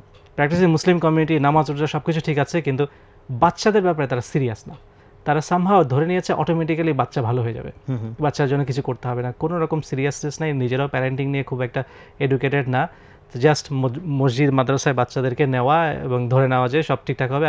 কিন্তু ওইদিকে ওই বাচ্চাগুলো সারাদিন রবলক্স খেলছে, হিপস করে এসে ফোর্টনাইটে মানুষকে গোলাগুলি করছে, যত রকম খারাপ কাজ, ডিভাইস অ্যাডিকশন সব তাদের মধ্যে আছে, এবং বাবা মার এই ব্যাপারে টোটালি অবলিভিয়াস, যেটা আমার কাছে খুব সারপ্রাইজ লাগতো যে একজন মুসলিম কীভাবে এইরকম ইভিল দেখেও রিকগনাইজ করতে পারছে না। তো তারাও রেকগনাইজ করে না, তার বাচ্চাদেরকেও রেকগনিশন শেখায়নি। এই গ্রুপের সাথে মিশে দেখলাম যে এই গ্রুপে যদি বাচ্চাগুলোর সাথে আমার বাচ্চা মিশে শেষ। তো অনেক কষ্ট করে প্রায় বোধহয় 10-12 বছর খোঁজার পরে একটা গ্রুপ খুঁজে পেয়েছি যারা একই সাথে প্র্যাকটিসিং মুসলিম এবং বাচ্চাদের ব্যাপারে তারা খুব সিরিয়াস, বাচ্চারা আছে তাদের কাছে হাইয়েস্ট প্রায়োরিটি। তো এই গ্রুপে আলহামদুলিল্লাহ খুঁজে পাওয়ার পরে আমরা একটা মন মতো গ্রুপ পেয়েছি, আমরা এই গ্রুপেই থাকছি, বাকি সবাইকে ছেড়ে দিয়েছি, সবাই খুব মন খারাপ করেছে, কিন্তু কি করব, আমি তো আমার বাচ্চার জন্য রিস্ক নিতে পারি না। বাট স্কুলের ক্ষেত্রে তো আমি চেষ্টা করছি ইসলামিক স্কুলে আমার সব বাচ্চাগুলোকে বাট পড়ানোর। ওখানে যখন এত বাচ্চা তখন তো সে কার সাথে মিশছে এবং সেখানে সবগুলো বাচ্চা তো যে রাইটলি তাদের প্যারেন্টসরা প্যারেন্টিং করতেছে সেটা তো না, মানে সেখানে তো ডেফিনেটলি অনেক ডেফিনেটলি স্কুলে আমি আমার বাচ্চা তো এসে প্রায় বলে যে স্কুলের বাকি সবাই রোবলক্স ফোর্টনাইট খেলছে, আমি কেন খেলবো না। তো এইখানে ওই যে বাচ্চার ফিতরাকে খুব স্ট্রং করতে হবে যেন সে খারাপ জিনিসকে রিকগনাইজ করতে পারে এবং সেগুলোকে সে নিজেকে দূরে রাখতে পারে। তো অ্যাজ এ প্যারেন্ট খুব একটা ইম্পর্টেন্ট জিনিস হচ্ছে বাচ্চার ফিতরাকে স্ট্রং রাখা, কারণ আল্লাহ তো আমাদের প্রত্যেকের ভিতরে ফিতরা নামের এই একটা মিনি মুফতি দিয়ে দিয়েছেন যে সবসময় বলতে থাকে এটা কিন্তু খারাপ হচ্ছে, এটা করা যাবে না। তা আমরা বেশিরভাগ সময় ফিতরাটাকে চেপে ধরে রেখে খারাপ কাজ করে, এই কারণে ফিতরার পাওয়ার কমে যায়। তা আমরা চেষ্টা করছি যে ফ্রি কোরআন এডুকেশন দেখানো, এটা একটা বড় কাজ হচ্ছে ফিতরাটাকে স্ট্রং রাখা, তো ওরাই যাতে খারাপ জিনিস রিকগনাইজ করতে পারে।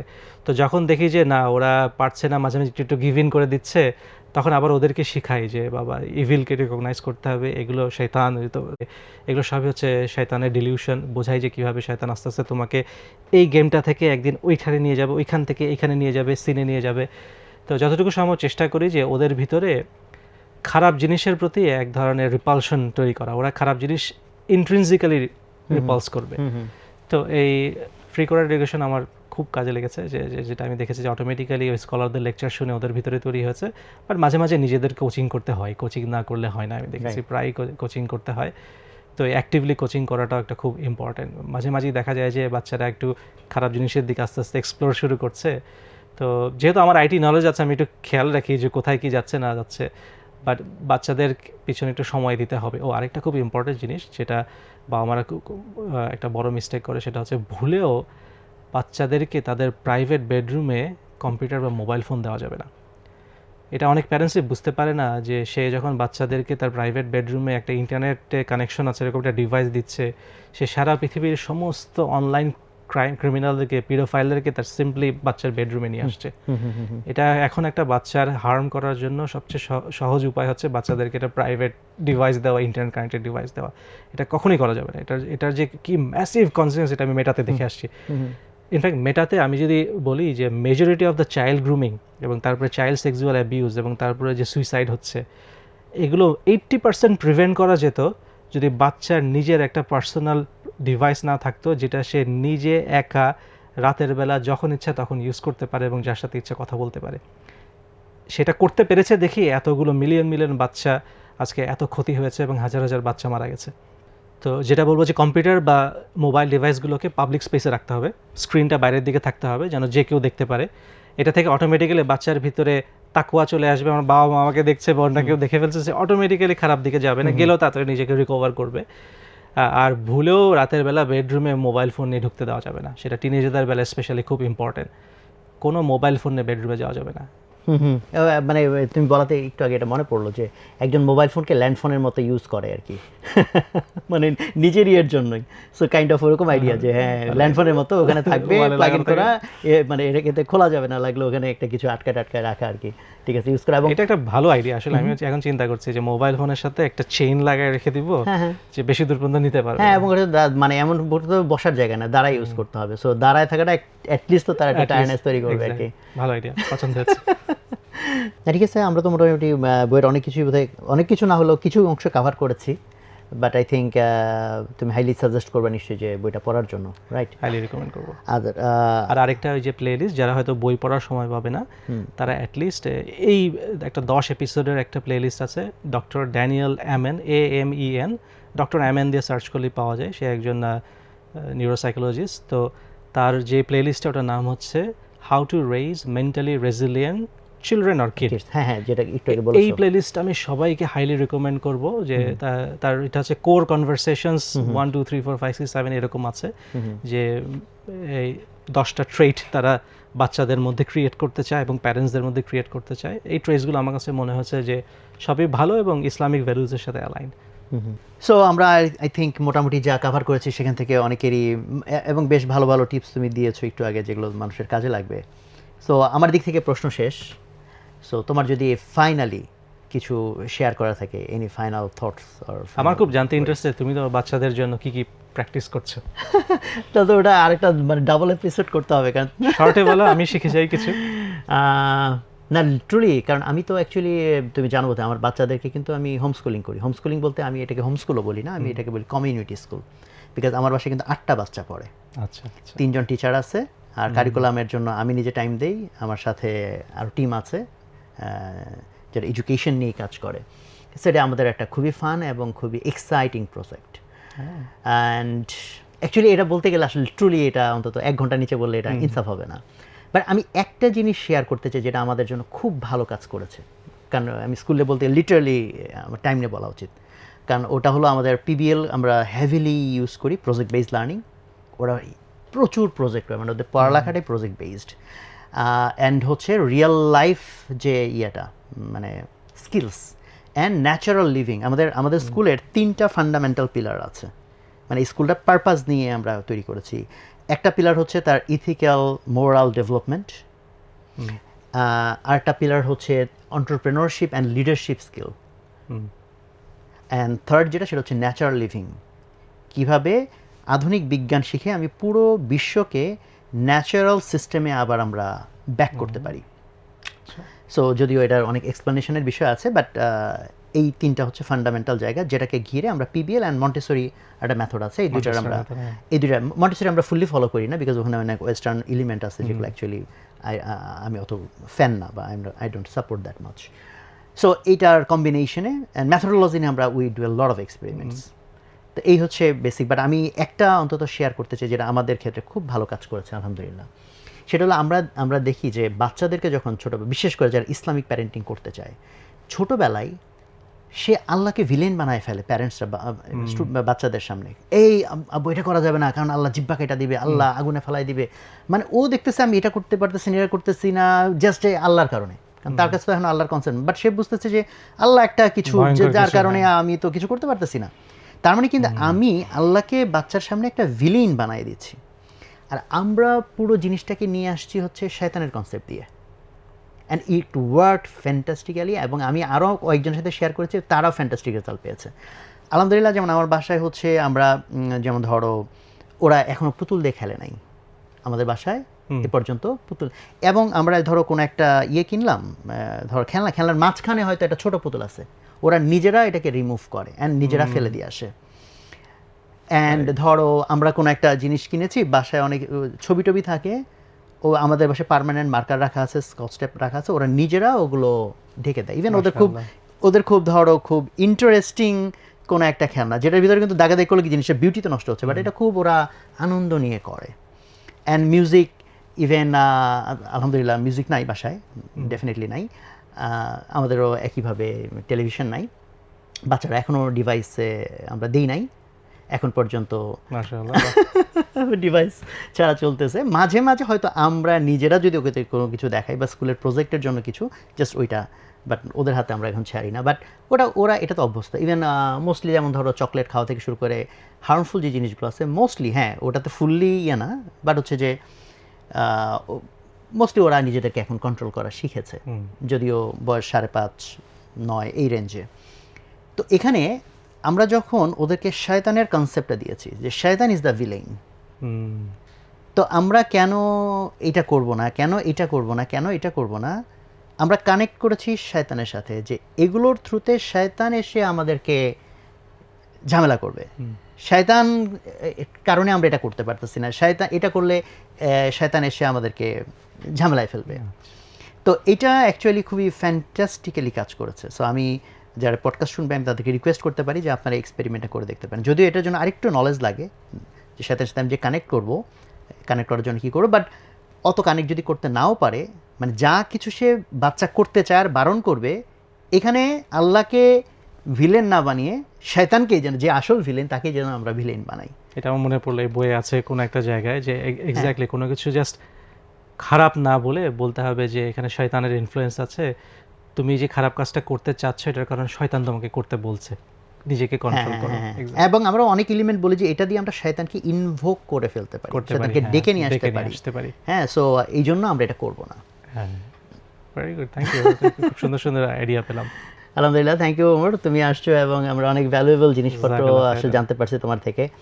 তো আলহামদুলিল্লাহ, প্যারেন্টিং ডেফিনেটলি খুব ডিফিকাল্ট জব, এবং বাট সারা পৃথিবীতে এটার মানে অলমোস্ট আমরা কোনো গুরুত্বই দিচ্ছি না যে সামনের দিনে আমরা সুন্দর পৃথিবীর স্বপ্ন দেখি, সেই সুন্দর পৃথিবী কি আমি বানাবো নাকি, আমার বানাবে তো আমার পরবর্তী প্রজন্ম, বাট তাদেরকে আমি তাদেরকে গ্রো করার জন্য আমি কি করছি, তাই না অ্যাকচুয়ালি। সো ইসলামের জায়গা থেকে তো that is very clear, but যেখানে ইসলামিক ভ্যালুজ মানুষ ভুলে যাচ্ছে তখন তো সে মনে করতেছে ঠিক আছে আমি আমার মতো চললাম, বাচ্চা কিছু একটা হলো।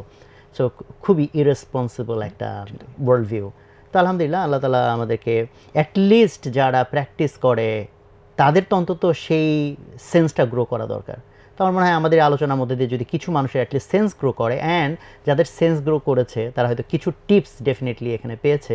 আর অ্যাটলিস্ট আমি বলবো যে এই আইডিয়াটা যেন পায় যে প্যারেন্টিং একটা কমপ্লেক্স জিনিস, এটা অনেক কিছু শেখার আছে, অনেক অনেক কিছু শেখার আছে। যদি এই আইডিয়াটুকু পায় অ্যান্ড এটাকে একটা পবিত্র দায়িত্ব মনে করে, তাহলে আই থিঙ্ক সেখানে আমরা পজিটিভ কোনো রেজাল্ট পাবো, এবং এটার মাধ্যমে যদি কেউ পজিটিভ প্যারেন্টিং করে আমরা ইনশাল্লাহ সব পাবো।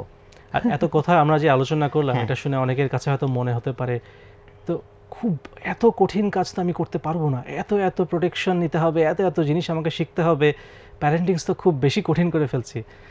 ব্যাপারটা খুব একটা কঠিন না। একটা একটা করে যদি আমরা স্টেপ নিই, 1 মাস আমি একটা প্র্যাকটিস করব যে 1 মাস আমি বাচ্চাকে পজিটিভ প্যারেন্টিং করব, বকা দিব না, ভালো করে তাকে বোঝাবো, 1 মাস আমি প্র্যাকটিস করি। নেক্সট 1 মাস তার ডিভাইস কন্ট্রোল করি। নেক্সট এভাবে আমি যদি 5-6টা প্র্যাকটিস আমার লাইফে নিয়ে আসতে পারি, তাহলে দেখা যাবে যে 80% অফ দ্য টাইম আমি বাচ্চাকে ইনশাআল্লাহ ভালো করে বড় করতে পারছি, এবং অনলাইনে যে বড় বড় হার্মগুলো আছে আজকাল বাচ্চাদেরকে শেষ করে দিচ্ছে সেগুলো থেকে বাঁচাতে পারছি। খুব কঠিন না, শুনে মনে হতে পারে যে এত কিছু আমাকে করতে হবে, একবারে করতে হবে না, স্টেপ বাই স্টেপ একটা একটা 1 মাস করে করলে, আর একসময় এগুলো প্র্যাকটিস করলে এগুলো ন্যাচারালি হয়ে যায়, নিজে থেকেই হয়, বেশি চিন্তাও করতে হয় না। হ্যাঁ, মানে গুরুত্বটা দিতে হবে, গুরুত্ব দিলে রাস্তা তৈরি হয়ে যাবে। তো সুপ্রিয় দর্শক, আমরা অ্যাকচুয়ালি অনেকগুলো কথাবার্তায় আলোচনা করেছি, হোপফুলি আপনাদের এখানে অনেক কিছুই আপনাদের কাজে লাগবে ইনশাল্লাহ। সো আপনারা আপনাদের কমেন্ট জানাবেন, আর আমাদের প্রত্যেক পর্বের মতো আজকেও সেই ঘোষণাটা আছে যে আমাদের পুরো আলোচনা থেকে আপনারা কি জানলেন, কি শিখলেন, কি এখান থেকে পেলেন, সেটা আপনারা কমেন্টসে সুন্দর করে সামারি করে লিখে দিবেন, এবং সেখান থেকে যারা সবচেয়ে ভালো করে এটার সামারিগুলো লিখতে পারবেন সেখান থেকে অন্তত 3 জনকে আমরা পুরস্কৃত করবো ইনশাল্লাহ। সো আমাদের এই বই কথার যে এপিসোডগুলো আছে, এক্ষেত্রে আপনাদের আরও যদি কোনো পরামর্শ থাকে, গেস্ট হিসেবে আমরা কাদেরকে আনতে পারি, কোন ধরনের বই নিয়ে আলোচনা করতে পারি, সেই সাজেশনগুলো আপনারা যদি দেন, তাহলে আমাদের এই প্রোগ্রামগুলো আপনাদের জন্য যাতে আরও বেনিফিশিয়াল হয় সেভাবে আমরা ইনশাল্লাহ ডিজাইন করতে পারবো। তো সবাই ভালো থাকেন এবং সর্বোচ্চ গুরুত্ব দিয়ে প্যারেন্টিং করেন, অ্যান্ড হচ্ছে যারা এখন প্যারেন্টস হন নাই ভবিষ্যতের জন্য রেডি হন, যারা প্যারেন্টিং পার করে ফেলেছেন তারা অন্তত পরবর্তী জেনারেশনকে প্যারেন্টিং শেখানোর দায়িত্ব নেন, বা আপনার ভুলগুলো থেকে তাদেরকে অ্যাওয়্যার করেন, সো দ্যাট আমরা সবাই মিলে নেক্সট জেনারেশনটাকে এরকম একটা জেনারেশন বানাতে পারি যারা পৃথিবীটাকে অনেক সুন্দর করতে পারবে ইনশাল্লাহ। সবাই ভালো থাকবেন, আসসালামু আলাইকুম। 6 লক্ষাধিক পণ্য আর অসংখ্য সুবিধা নিয়ে আস্থার রকমারি আপনার দৌড়ে।